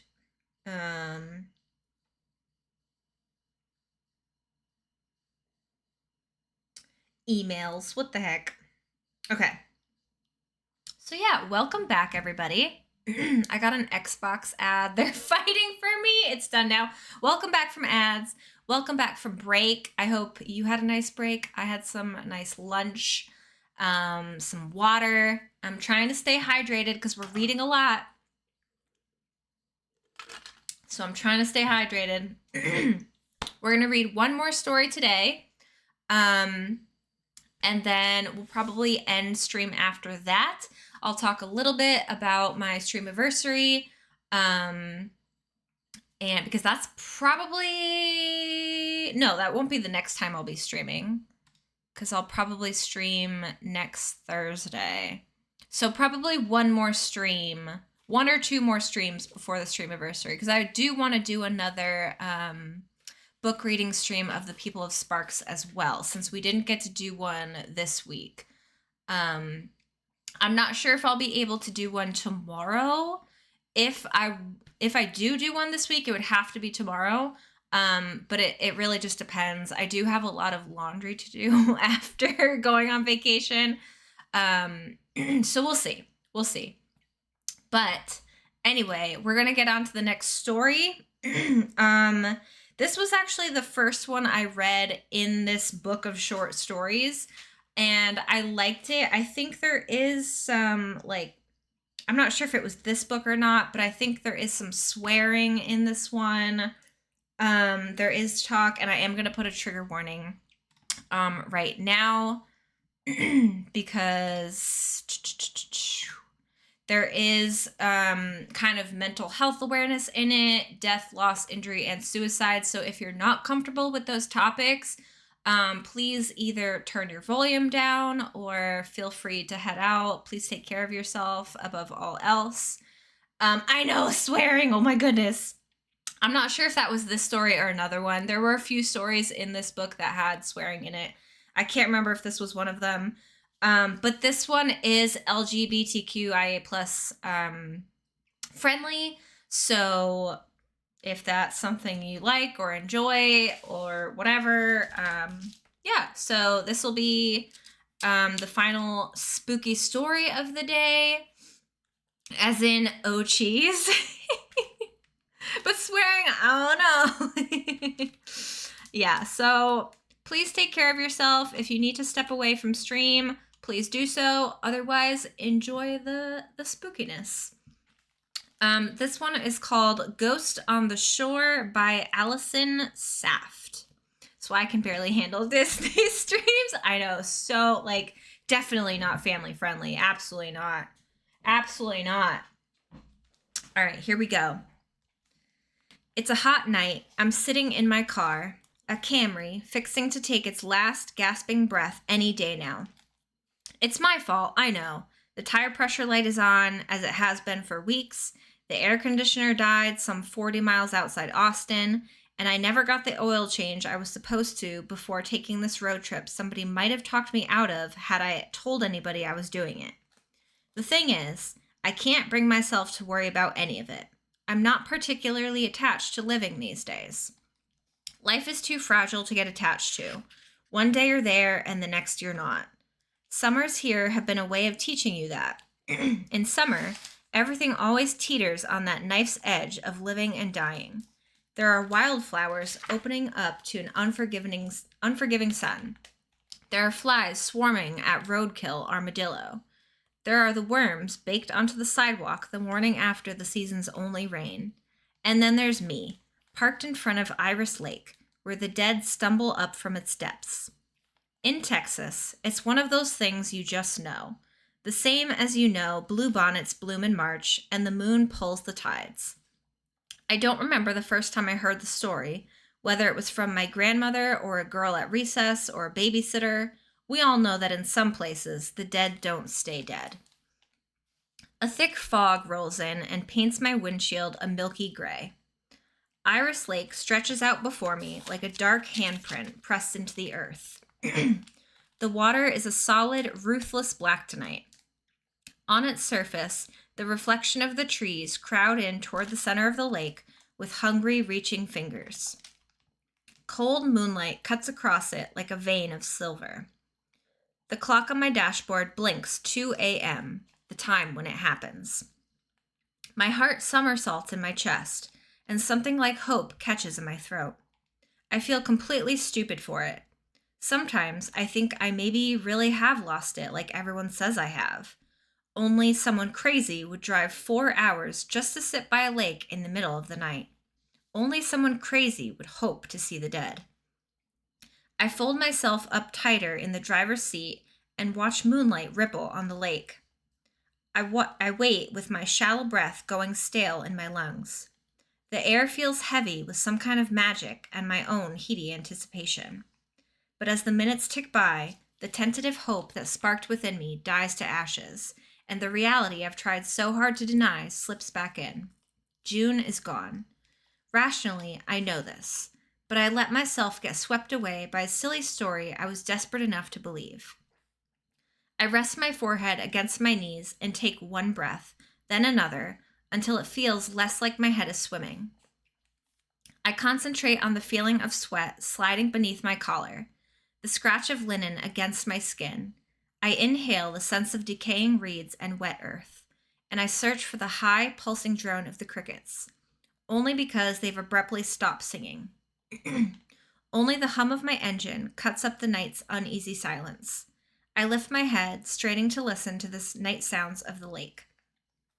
Something slams into the passenger side window. I startle so badly, I knock my knees into the steering wheel. Jesus Christ! But when I turn to look out the window, no one and nothing is there. There's only the shape of a handprint in the condensation caked on the window. Water trickles down the glass like the slow bleed of a wound. It looks somehow obscene in its impossibility, like a tear in the world I want to stitch shut. I touch my own hand to it, and when I smear the fog away, there's a dark shape, blurrily outlined. Although I can't see their face clearly, I can feel their eyes boring into me with an intensity that makes the back of my neck prickle. Some part of me knows I should throw the car in reverse and drive, but that part of me has lain quiet for a long time. I roll down the window, and what I see hurts like a knife shoved between my ribs. June. She's wearing a white sundress that's dripping from the hem and plastered to her like a second skin. Beneath it, the straps of her swimsuit are a lurid purple against her collarbone. She's always been pale white, but she seems to glow now. There's something insubstantial about her, like all of her edges have been smudged with a careless hand. I'm so sorry to bother you. June's voice is like the pull of the lake against the shore. The sound fills me with an animal terror. Could I get a ride, please? Drive. The thought steals into my mind. There's something wrong with the girl standing at the passenger side window, and everything in me rears back from her. My fingers tighten around the gear shift, but no matter how she sounds, no matter how she looks, it's still her. And if I leave now, I will never get to say my piece. There's a pain I already know, and it's far worse than the vague dread I feel right now. Yeah, by some miracle, my voice doesn't waver. Get in. June smiles softly. It's so polite, it's almost cold. In her horrible, crocodilian voice, she says, "Thank you." Andrea, hello, welcome in. Happy Thursday. Thank you so much. I'm enjoying the black lipstick look. How are you doing? Happy Thursday. I'm not particularly attached to living. Well, alrighty. Yeah, it starts right out like that. Starts right out with that. Pulls me with an animal terror. It's me. You're in the story. Let's go. I don't want her to speak ever again. I want her to talk to me for hours. My heart hammers in my throat as she opens the back door and climbs in as though moving through water. She doesn't buckle herself in, only sits there with her shoulders hunched forward and her hair hanging around her face in limp, knotted strands. It's caked in mud, like she's been dredged from the silt at the bottom of the lake. The smell of lake water is overpowering, briny and tinged with something sickly sweet like rot. I almost gag at the stench of it, but I swallow down my horror. For her, I can do this. My mouth opens and closes, but no sound comes out. For a year, all I could think about was what I'd give to see her one more time. All the things I never got to say. I was such a coward back when she was alive. Maybe I'm still a coward now, if I can't tell her even in death. June doesn't seem to mind my silence, like I'm a stranger to her on a rideshare driver. She says, "Could you drop me at 1227 Magnolia?" "Sure," I rasp. "No problem." It takes me way longer than it should to plug the address into my phone because I'm shaking so hard I can barely type. Because I can feel her eyes like a blade on the back of my skull. The pin finally appears on the map just about 20 minutes away. Somehow, I manage to pull myself together enough to back the car onto the road. The darkness is so heavy, it falls over us like a curtain, and there are no streetlights to push it back. I take it slow around the bends, my hands white-knuckled around the steering wheel. The radio cuts in and out as a top 40 station determinately crackles through the static. Still, all I really hear is the steady pattering of June's wet hair on the seats. All I hear is her breath hissing and lurching through her chattering teeth. We continue on that way for a few horrible minutes. Her hair drips, the static roars, and the longer she stares at me, the more I want to crawl out of my skin. The knob of my spine she's fixated on feels alive, seething with insects I know aren't there. I almost ask if she's okay, but it feels like an insensitive question. There are so many other things I want to ask anyway. So many things I want to say. But I start with something safe. "I've really missed you, you know." She says nothing. It's almost unbearable to have vulnerability met with silence. I can't remember the last time I even tried. Okay, it comes out entirely more pathetic than I meant it to. We don't have to talk, I guess. June's breath comes in deepening, throatier gasps as though she can't get enough air. Finally, I dare to look back at her in the rear view. She's clutching her arms and rocking gently back and forth, shivers racking her body. Maud? She sounds far away, underwater. What is it? I ask, too quickly. Please. For the first time since she appeared, she meets my eyes. I expect the steady blue of the San Marcos River, but they're a solid, lightless black, like the depths of the lake we left behind. They fill me up with cold. Help me. Help you, I choke out. What? Water runs down her face and dribbles down her lips. Her eyes grow rounder, panicked. Help me, help me, help me, help me. The plea sounds as though it's inside my skull, horrible and shrill, like metal grinding against metal. The rational part of me says, stop the car, but I can't pull myself away from her stare. I don't feel entirely in control of myself as I press harder on the gas pedal. The engine revs. The condensation on my windshield thickens and streams down the glass in rivulets. I fumble with the wipers just as a muffled voice cuts through the radio static. I mash the off button, but I still hear it like it's a drone in my head. What can I do? What else can I do? I'm nearly shouting now as I meet her eyes in the rear view. I can't drive any faster. I don't know what you want. I realize too late that I've swerved out of the lane. A car horn blares. Headlights flood through the windshield.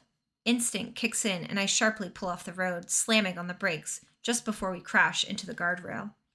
The other driver leans on the horn as they speed by. Fuck, I whisper, pressing my forehead to the steering wheel. I'm glad that I can't see their expression. I'm even more glad that they can't see mine. I'm shivering, I realize, so hard that I feel like I'm going to rattle out of my skin. Sweat beads on my temples, and my heart beats a vicious thud, thud in every pulse point of my body. In the mirror, I look like a wreck. My lips are ghostly pale, my eyes wide and bloodshot. But over my shoulder, I see something much worse. My back seat is empty. June is gone again. It's very possible I lost it. I'm not thinking very clearly. I'm exhausted after the drive. And, as everyone is so fond of reminding me, grief does strange things to us. If I have to hear that one more time, I think I'll scream. I'm not discounting the possibility that I imagined everything, but the thing is, the back seat of my car is still soaked through, and it still smells like lake water. The earthiness of it once made me think of happier times. Carefree summers floating in the river or rowing out to the center of Lady Bird Lake. June and I would lie flat on our backs, staring up at the pitiless sky, trading sips of the beer she convinced her older sister to buy for us. I wonder what about those dreamy afternoons, about me, lost its appeal for her. Why wasn't I enough to keep her from going to Iris Lake? Why hadn't I gone with her? Now, as I breathe in the stench of the water, I can only think of June's eyes when I meet them in the mirror. Bottomless. Horrible. I don't want to think about it anymore, but I can't stop turning over last night when none of it makes sense. Legend has it that anyone who dies in Iris Lake's waters is kept sleeping beneath the surface. Every morning at 2, the souls of the dead wash up on the shore and wait for someone to take them home. But June lived in Austin, not here. Why would she ask me to take her somewhere 20 minutes away from the lake? I rub my eyes and take another sip of the coffee I'm nursing. This morning, I holed up in a coffee shop called the Peach Tree Cafe. It's a charming spot, named, I assume, for the peaches that grow in the area. They've got all sorts of themed items on the laminated menu. Peach cobblers, peach pies, peach muffins, peach salsa for the lunchtime crowd. Plants are crammed into every possible corner, on every possible surface, and even hang from the rafters. I've got a muffin on my plate, torn half to shreds, which I almost feel guilty about. But I don't remember the last time I've really thought about food enough to be hungry. Maybe this is finally rock bottom, a coffee shop in nowhere, Texas. But every time I think that, I keep falling and falling into a lightless place like June's eyes. If there is a bottom to the way I feel, I don't intend to ever find it. It's earlier than most people are awake, but it's already hot, with sunlight spilling over the tiled floor. I really should be asleep, but after dropping off June, I feel like a live wire. Alive. It's been a long time since I've felt alive, or like myself, assuming there's anything left of myself after June took a part of me with her to the grave. At school, I'm not really Maud anymore. I'm the dead girl's friend. I'm troubled. I don't blame them for what they say about me. I did smash the windshield of Tanner Bolton's truck the day after June's funeral. I recognize now that it might have been extreme, but here's how it is. One day, June tells me she's going to Tanner's lake house over spring break. Another, her mom calls me up and says that she's gone. Drowned. Her voice was so garbled, I thought maybe I was the one underwater. A horrible accident. It isn't fair. It isn't fucking fair that Tanner Bolton draws breath and June none at all. So I smashed his window. It was worth every disappointed look my parents gave me. Can I get you anything else? Huh? Anything else you need? The girl standing at my elbow carries a pot of coffee and apparently the entire weight of the world on her shoulders. She exudes the smell of cigarette smoke and a practiced aura of ennui. I don't know if I said that right. She's distractingly pretty, even though she's looking at me like I'm a sad little insect. Her brown hair is tied back in a sleek ponytail, and her skin is the color of sandstone. Something else to shred? Some paper, maybe? As I blink the sun out of my eyes, I see that she's my age. The name tag on her apron says, "Need anything? I'm happy to provide you service excellence. My name is Carolina." Between her unimpressed glare and the all-black getup beneath her apron, I kind of doubt she'd be happy to do much of anything. I curl myself around my mug and mutter, "Sorry, thanks, I'm good for now." "Right, so what brings you to town?" "I heard the food was good." She stares down at my full cup and ritualistically dissembled muffin. "I see we've disappointed." "No, I sigh. I feel like I owe her something now, so I tell her the truth. "I'm here to see Iris Lake." Her spine straightens. "Oh yeah? Well, no good comes from that lake." "I know it. It took my friend." I don't know why I said it. Lately, I don't know why I do or say half the things I do. There's something vindicating about the shock on people's faces. I like to see how they try to recover the conversation. I like to see them squirm. Carolina doesn't even blink. It won't give them back either. It already has, I want to say, but I'm ready for this conversation to be over. I bite my tongue and shrug instead. Carolina has no interest in sparing me, however. She glances over her shoulder and surveys the empty cafe. The old-timey jukebox crackles merrily in the corner, but now that I'm listening, I can make out the steady drip, drop, drip of water. I can't figure out where it's coming from. How had I not noticed it before? Every drop sounds as loud as gunfire. Carolina sets down the pot of coffee and slides into the seat across from me. I don't like the look she's giving me. I see it all the time on my therapist. And before they stopped talking to me, I saw it in my friends when they told me I needed to get a life together and do the bare minimum. It's a look that expects something from you, but I don't have anything left to give. I'm going to give you some advice. No extra charge. There's no room for argument in her tone. What's your name? Maud. Okay, Maud. It's a surprisingly nice sound, my name on her lips. She has the barest hint of a West Texas accent. I get it. All of us have to see Iris Lake for ourselves at least once. But what you saw, it may look like your friend, but it's not. I can't describe the feeling that slithers through me then. It's something like rage and something like relief. I feel out of control, and it's made worse by that awful sound. The drip, drop, drip of some pipe I can't see. I look up. Carolina follows my gaze to the ceiling. If it's not her, then what is it?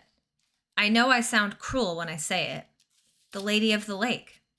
There are no theatrics in her voice, no campfire flare. The lady of the lake? I repeat incredulously. Let me pause a second. Those descriptions always make me cringe when they fixate on some super small part, like the knuckle on her pointer finger. Whenever I look in the mirror, I look like a wreck too. Same. I tuned back in right when you said, so I smashed his window. I'm deceased. We got a lot of smashing things today. It's a smashing kind of day, apparently. Carolina catches herself just before she rolls her eyes. It reminds me so much of June that it almost takes the breath out of me.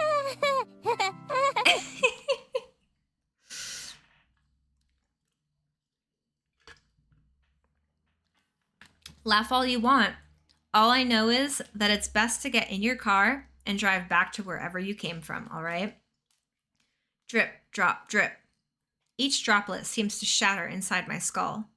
There's nothing for me back where I came from. No, she says sharply.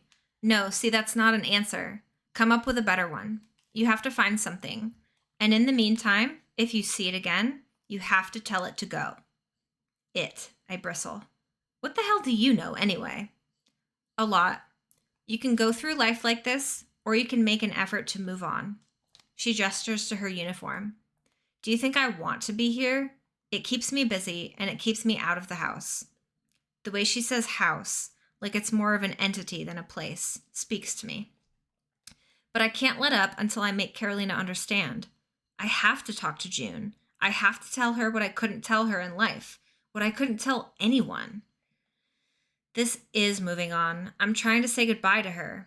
And last night she's trying to get me to take her somewhere. She's trying to tell me something. I know it. And if I can just figure out what it is, listen to me, Maud. Or don't. I don't care. Carolina presses her hands flat against the table. The dead are dead. She doesn't have any unfinished business.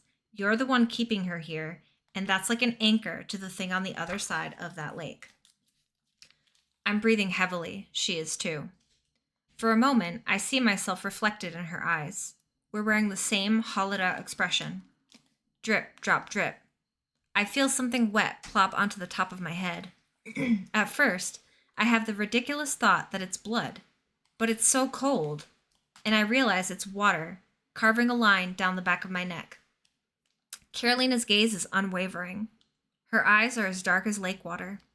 You have to let her go, she says. But that's just the thing. I can't.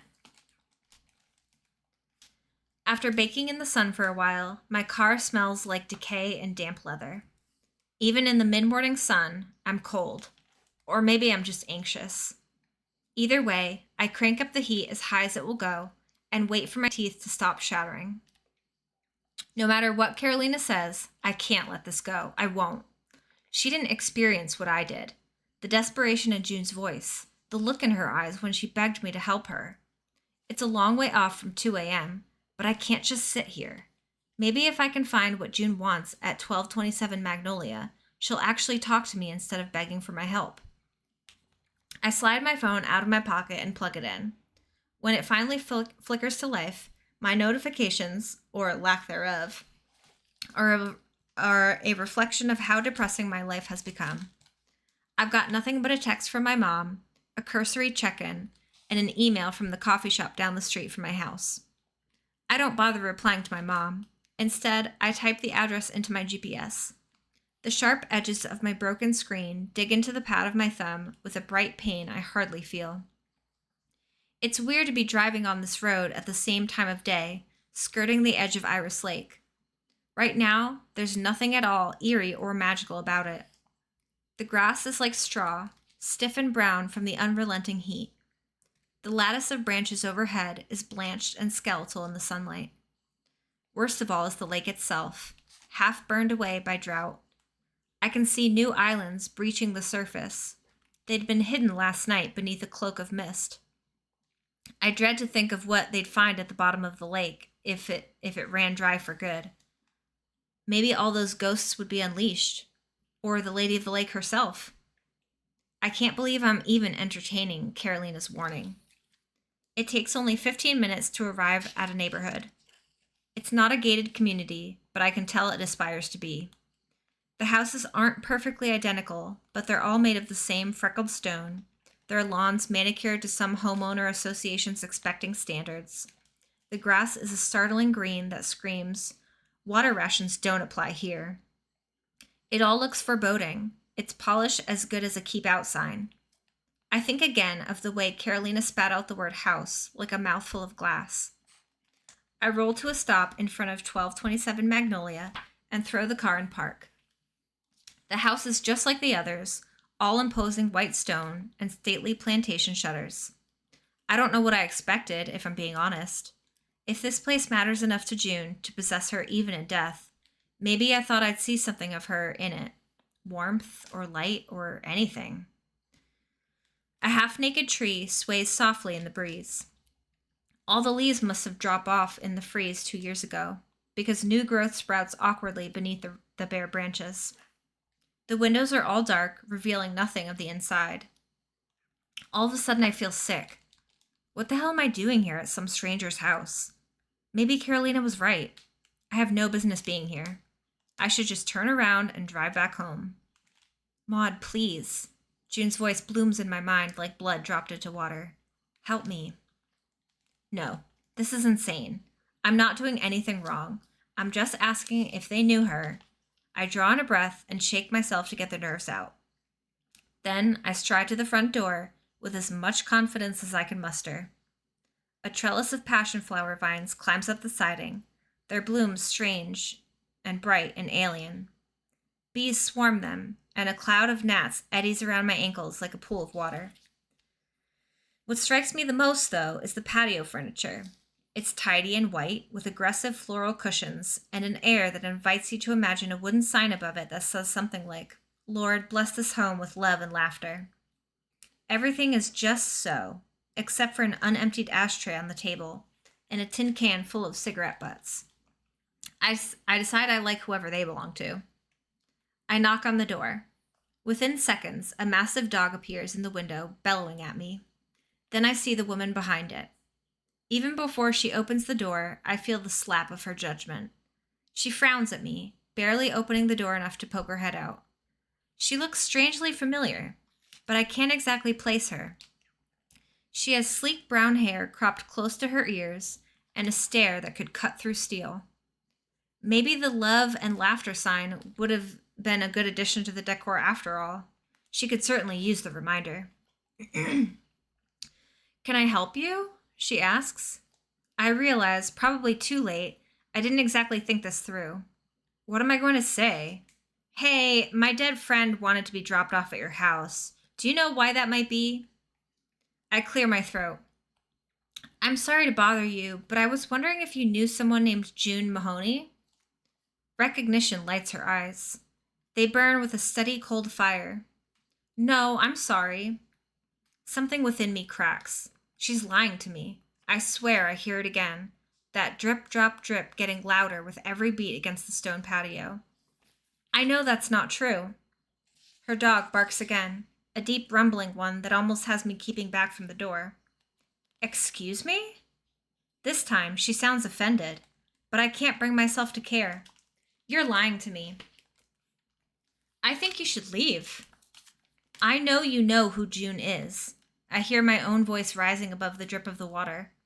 I feel that old urge in me, the same one that has possessed me.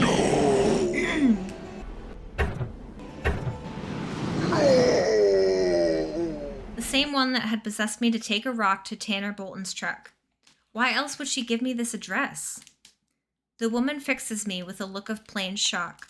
She looks as though she wants to snap something back at me, but whatever she sees in my face must make her think better of it. I don't want you or your friends coming around my daughter anymore. Next time, I'll call the police. She slams the door in my face, and for a moment, all I can think is, I deserved that. The next thing is, daughter? Not that it matters. I've blown any chance I had at getting more answers from her. I trudge back to my car, my face burning. It's not just embarrassment. It's anger and shame and 1,000 other things I haven't let myself feel. I try to shove them down as hard as I can. I slam the lid of my mind over them and chain it shut. But I can't stem the tide. All of my insulation has been peeled off.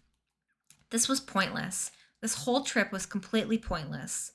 Unless I want to stake out this house or hunt down that woman's daughter, I've hit a wall. Or maybe I imagined that look in her eyes altogether. I can't trust myself anymore. Maybe there's some other significance of this place that I can't even begin to guess at. Something June had kept for herself. That's what hits me the hardest, that I don't know. Let me look at chat for a sec. Oh, I missed a bit. Watch out for the Ghostbusters. Coco's spirit. You know they're coming when Arthur shows up. So I've never actually seen Ghostbusters. I know. It's so surprising. Those intrusive ads we force upon you aren't enough. How about we shrink the stream to show you banner ads too? Oh no. See, I actually prefer the banner ads because then you can still kind of see stream, you know? Like I would rather have the banner ads all the time. Tree, put some pants on. I know, it's half naked. What is it doing? Indecent. What if the tree already has the pants? Oh, it should be wearing them instead of standing around all half naked. Can't stand around half naked. What the heck? But what if... what? I forgot the trigger. It happens. It's okay. Haven't answered the super pressing question about tree pants. Yeah, what about shirts? Because if you read the signs that say like no shoot, no, wow, I can't even talk. No shirt, no shoes, no service. They don't say anything about pants. So you can go in without pants on. It's fine. The tree's okay as long as it has a shirt on and shoes. I was guessing the half naked was about it lacking pants. We can't assume, Tara. We can't assume. It could be lacking a shirt. Should it wear like plaid though? We need tree fashion. I haven't seen Ghostbusters either. Okay, good. I don't feel as bad. Have you seen the TV kids show Arthur? Yeah, long time ago. I don't remember any of it except his little sister DW. She was my favorite. That's all I remember though. And he had like a bunny friend named Buster, I think, right? That's all I remember. That's it.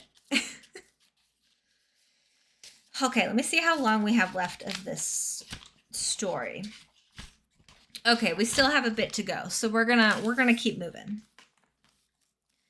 In the months before she died, June moved through the world like she was carrying a secret. She was always on her phone, smiling as she texted and turning it face down on the table. She walked more lightly, as though she might lift off from the earth in the slightest breeze. And when she told me she was going on that trip to Iris Lake, she'd practically glowed with excitement. Something was waiting for her here. June had a life outside of me. It hurts, sharp as a wound, to realize that as close as we were, I didn't know everything about June, and now I never will. Not unless I get her to talk to me. I pull out my phone. I've got about 10 missed calls and voicemails from both of my parents now. Without listening to them, I delete every single one. I don't want to be scolded. I don't want to lose my nerve. And deep down, maybe I don't want to hurt them any more than I already have. It'll make it harder on them if they believe there was ever a shot at saving me. I'm already long gone, and there's only one thing left for me to do. When the witching hour falls and the pale mists lift off the lake like a veil, I'm waiting for June to arrive. The night is still and hot, and I have my windows cracked open to listen to the pull of the lake, its waves sloshing against the shore. And because I know what to watch for this time, I see her arrive. Wisps of mist rise into the night, so faint that it could be a trick of the sallow moonlight. But through the reeds, I see her. She emerges from the water like a wraith, dripping from the ends of her hair, the fabric of her dress soaked through and streaked with mud. It clings to every curve of her body. When she locks eyes with me, the temperature plummets. The sweat on my skin feels clammy, like another ill-fitting skin. She does not break eye contact as she approaches my car, her footsteps a wet slap against the sand. Tonight she looks more solid than she did before, and this time she gets in without asking. She settles into the back seat and doesn't say a single word. I glance at her in the rear view and immediately wish I hadn't. Her hair lifts gradually from the back of her neck, drifting upward as though the car were filling with water. It coils against the roof like seaweed swaying in the current. She stares at me, and I force myself to stare back at her. Her eyes are like portals to the bottom of that lake. The longer I look, the more I get the impression I'm not looking at her, but at something else that's peering out from within her skull. Every ounce of self-preservation left me in shrieks, a snare rabbit sound. I have to get out of here. But when I blink, her shark-like eyes are placid as still water. Are you going to say anything to me? I ask, hating how small my voice sounds. She doesn't reply. Well, 1227 Magnolia it is then. I back us out of the lot onto the road. From the corner of my eye, I watch the rhythmic twining and nodding of her hair. June presses her hand to the window, as if she wants to get out. The glass immediately blooms with condensation. The temperature drops even further, and my breath clouds in the air. The trees loom out of the fog, reaching for us as we whiz by. June's vacant gaze is reflected in the window. It fills me with loneliness as deep as the day she'd left this world. She looks so little like herself right now. With every passing moment, dread coils tighter within me. I'd hoped this would be, I don't know, healing maybe? But instead, I feel like a glorified chauffeur for someone who doesn't even want to be here. The ridiculous petty smallness of that feeling makes me irritable of all things. I went there earlier today. I asked the woman who lived there if she knew who you were, but she didn't. I think she was lying, because she seemed pretty pissed off when I said your name. When she doesn't reply, I say, "What did you do to her?" June strikes the window with the flat of her palm, startling me. I want to scream with frustration. I want to shake answers loose from her, but how can I argue with someone who won't even speak? I tighten my grip on the steering wheel. What do you want, June? Silence again. The speedometer surges with my anger. I'm so sick of this. I'm so sick of playing this game with her. Suddenly, I can't hold it back any longer. Some tether has bound us together, and I'll be damned if I don't try to pull on it. Well, do you know what I want? I want to stop being a fucking coward. I kept thinking I was ready to tell you over and over for years, but every time I got the thought in my head, I'd chicken out. And then last year, I was finally ready. I was planning on telling you as soon as you got back from your trip, but I never got the chance. On top of everything, I felt so stupid, like I had wasted every day with you I'd ever been given.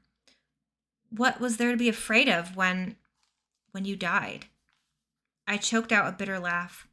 It comes out half a whimper. For a moment, I think I'm going to chicken out again. But what am I protecting myself from anymore? All my friends abandoned me to my grief. My parents probably think I'm already dead since I'm screening their calls. And hell, at the rate the trees are blurring past us now, with one wrong move, I will be. The fog is so dense tonight, it makes it seem as though we're underwater. There is nothing else for me to lose. So when I remember the story about Iris Lake, I thought this was it. Some twist of fate, a second chance. So here it is, whether you want to hear it or not. I've been trying to work up the courage to tell you that I'm in love with you. Finally admitting it breaks open something within me. It feels like a lancing wound and letting the poison run out. But the words fall between us, impotent. This time, silence is not what I expect. My breath shudders out of me. I love you, June, I repeat. Losing you was more than I could take. It's been a year, and I don't know how to survive it. What am I supposed to do? How am I supposed to get over you? She strikes the window again, this time with the side of her closed fist. Do you even care? I ask. Can you even hear me? I dare to look at her again in the mirror. Her stare is unbroken on mine. There is something intent in that stare. Something baleful, almost hateful. It stuns me, snatching my breath away like I've plunged into freezing waters. June Mahoney was many things, not all of them good, but she wasn't cruel. The June I knew would never ignore someone hurting. Even during our worst fights, she would never look at me like this. She breathes into the silence. Each breath is thick and rattling, as if she's struggling to inhale through lungfuls of mud. Each one sounds different. One like the growl of an alligator, another like the wheezing of a sickly child. I'm frozen with my hands on the steering wheel. Condensation drips down the glass in thick rivulets. The water, drip, drop, drips from her hair in a steady rhythm. What you saw, it may look like your friend, but it's not. For the first time, I start to believe Carolina. Any relief I felt at my confession evaporates into mist. There is no one here to hear it. June, who is not June, stares at me in the mirror with an expression that does not belong on her face. It's hideous and full of hunger. The reality I've tried so long to deny closes in on me. June is gone, and nothing is going to give her back to me. Pound goes her fist against the glass. Pound, pound, pound. The glass shudders, then splinters. Fear twists my stomach. What are you? The glass gives way entirely. Water floods in, spilling over my seats, sloshing into the footwell. It rushes in quicker than I could have imagined, like I'd driven us headlong into the lake. I feel it rise around my ankles. The brackish smell of it, of decay, overwhelms me. Before I can even process it, not June lurches forward and struggles to get her hand around my throat. I try to throw her off, and the car veers into the other lane. I scrabble at the wheel as she scrabbles at my neck, her nails biting into my skin. June screams, a vicious, inhuman sound that sets my blood to ice. But I scream louder. Everything I've kept inside, all the rage and the loneliness, it's all pouring out of me now. This goddamn lake took her from me, and it gave me back this, the Lady of the Lake. June is gone. I repeat it like a mantra, because if I refuse to accept it, if I refuse to let her go, it's going to kill me one way or another. June is gone, and the last piece of me that clung to her is gone too. I don't know what's left of me, after her death hollowed me out. But right now, all I know is that I don't want to fucking die here. I don't want to die like this. I don't want to die. The lady gets a better hold on me and squeezes. Her flesh is yielding against mine, like it's waterlogged and flaking. But she's strong. I can't struggle without jerking the wheel. But if I continue on like this, I'm going to crash the car, and she isn't wearing a seatbelt. Get off me! Before I can talk myself out of it, I slam on the brakes. I close my eyes as the wheels lose traction. Everything seems to happen in slow motion. There's a sickening crunch of metal, the piercing ring of shattered glass, the inhuman wail of the thing wearing June's face. I'm thrown forward into the airbag, and pain bursts into my skull. My vision goes black. I feel my chest heaving with my frantic breaths, but I can't hear a thing over the tinny ringing in my ears. For a moment, oh my God, Puppy! Oh my God! My heart! Puppy! Thank you for the thunderclap. Oh my God. I'm thrown forward into the airbag, and pain bursts into my skull. My vision goes black. I feel my chest heaving with my frantic breaths, but I can't hear a thing over the tinny ringing in my ears. For a moment, I'm not sure if the car is still moving, if I'm still moving. I touch my face, and my hands come away soaked, but with water, not with blood. I almost sob with relief. My heart beats, pumping rage and sorrow through me in equal measure. But they're bright and vivid as the blood roaring through me. Skeletons and shivers down your spine. Shrieking skulls will shock your soul, seal your doom tonight. Misty, thank you for the spooky, scary skeletons. Watching without sound. Puffy, hi, you got me. Alive. I'm alive. With shaking hands, I unclasp the seatbelt and crawl out of the car. A wave of water sloshes out after me. I search the darkness for the Lady of the Lake, expecting to see her watching me with those cruel eyes. But there's nothing in the guttering glow of my headlights. There's nothing but shards of glass and water reflecting the cold light of the street lamps. She's gone. She's really gone. For the first time in a year, I cry. They're deep, horrible sobs that rack my whole body.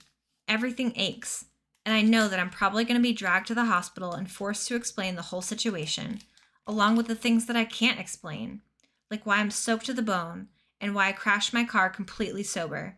But right now, I can't bring myself to worry about it. Right now, I'm free.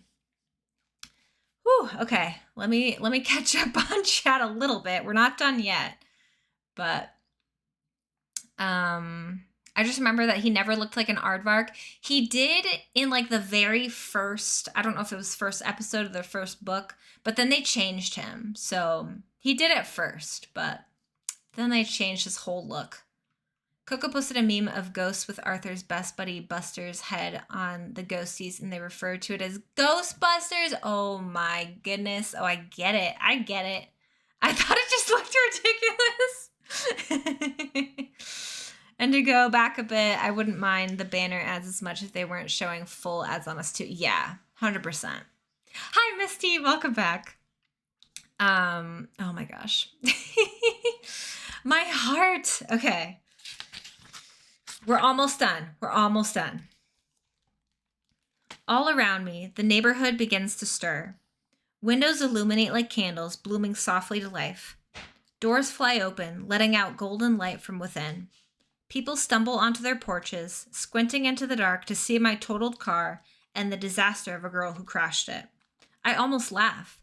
Somehow, I made it to Magnolia. Maud?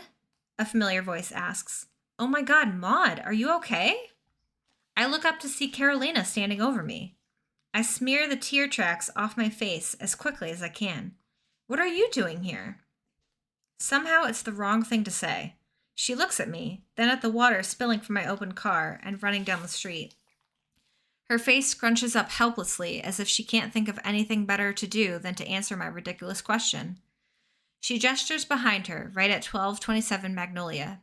I live here. What are you doing here? My heart drops into my stomach. You live at 1227 Magnolia? Yeah, I hardly see how that matters right now. It's you. My voice sounds oddly flat. You're what she was looking for. June Mahoney. At the sound of June's name, Carolina's expression crumples. Just like that, everything makes a horrible, perfect kind of sense. I think of June and her secret smiles. I think of her phone, face down in the fraught space between us. Misty, thank you for the dancey bits. I think of the woman at 1227 Magnolia and her tight-lipped rage. How did I not notice the resemblance between her and Carolina sooner? Maybe I've never seen a single thing clearly in my life if I didn't see this. June was in love with this girl. The closure I've wanted for so long guts me. Whether or not I found the courage to tell her how I felt, none of it would have mattered. Her heart already belonged to someone else. Embarrassment drives all the pain from my body. In its place, anger fills up like lake water. If June hadn't gone to see Carolina, maybe she'd still be alive. Maybe I'd have been humiliated by her rejection, but at least I'd have been honest. At least I'd know. I'm sorry, Carolina says quietly. You must hate me. Yes, the world pools on my tongue like venom. It would be so easy to blame her. It would be so easy to hurt her. I want to scream at her. I want to put a rock through her window. The worst, most self-pitying part of me wants to tear her apart. I want to know what it is June saw in her, what she has that I don't. When I meet her eyes, it feels like staring at my own reflection. She looks at me like she's already resigned, like she wants me to condemn her. I want to hate her, but I can't. At the end of it all, we're just two girls kneeling in the wreckage of our love. Somewhere in the distance, I hear the scream of a siren rising into the night like mist. Although it takes every ounce of strength I have left, I speak to her gently. I tell her what I wish I could believe about myself. Anyone she loved, I say, can't be all bad. And that is the end of that story. That one was a little intense. But I liked it. Thought it was good. TwitchCon gave me a week and a half vacation. Ooh, did you go, Misty? Did you go to TwitchCon? I'm jealous. I would love to go to TwitchCon. Did I scare you, Coco? It was just an icky noise. The Nancy. Heck yes. Okay.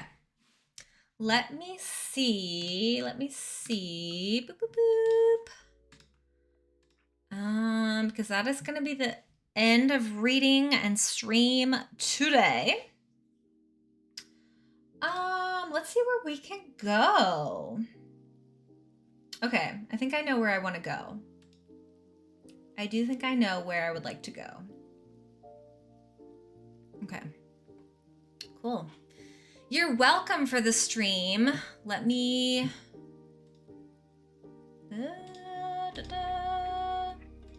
Okay, we can unpin that now. So, I'm so hungry. Aw, get some foods. Get some foods. So, thank you for joining me on today's stream. It was really fun. I love reading streams, whether they're regular books or spooky stories. I will not be streaming on Saturday, but maybe I'll do a stream tomorrow. We'll see. Probably not. But if I can, I will try to do a reading stream of People of Sparks tomorrow. If not, there will definitely be streams next week. Definitely Thursday, definitely Saturday, and probably a reading stream somewhere else in there as well. And then my streamiversary, 4 years on Twitch, is going to be next Saturday, 4 years on Saturday the 4th. My actual streamiversary is November 6th, but that's a Monday, so like, who's gonna come to a streamiversary on a Monday? Nobody. So, oh my God, I'm already losing my voice. We're gonna be doing it on Saturday instead. It's gonna be super fun. I will be posting goals about it in Discord. So if you're not part of my Discord and you wanna be informed, head on over there because I will be posting what goals we're doing. November 6th is my Twitch day, I think. Is it actually November 6th? Oh, that's so exciting. That was my first ever stream on Twitch, was November 6th. I don't know what day of the week it was. Might have been a Wednesday, I'm not sure. Because I did used to stream Wednesdays, I think? I don't know. Oh, like the day I first watched a stream? Oh, I thought you meant the first day you ever streamed. Well, that's exciting either way. That's exciting either way. But yeah, it's gonna be super fun. It's kind of a mystery what it's gonna be themed. Keeping that as kind of a surprise. And there's gonna be some prizes for subs. There's gonna be prizes for people who gift subs. It's gonna be really fun. So I can't wait. My streamy days in February. Okay, gotcha. We are going to be raiding out. So let me get the raid messages out. First one, if you're vibing. Second one, if you are subbed and vibing, please copy one of them, whichever one applies to you.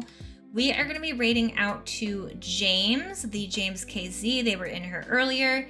We have raided them before. Right now they're playing Detroit Becomes Human, which is a really fun game. And they're just a really nice person and streamer, so that's who we're gonna go to. So thank you all for hanging out. Today was super fun, and I can't wait to do some more reading streams in the future, obviously, and I'm excited to be back to streaming from vacation. Again, look for vacation photos in Discord later on as well. But for now, I gotta go do some laundry, because I have a lot of it. So it's a really good game. I watched, I think, 1 or 2 playthroughs of it. Very, very cool. So have fun with James. Please say hello. And I will see you guys at some point next week. Otherwise, have a beautiful weekend. Please stay safe, stay healthy. I love you all, and I will see you next time. Bye, friends.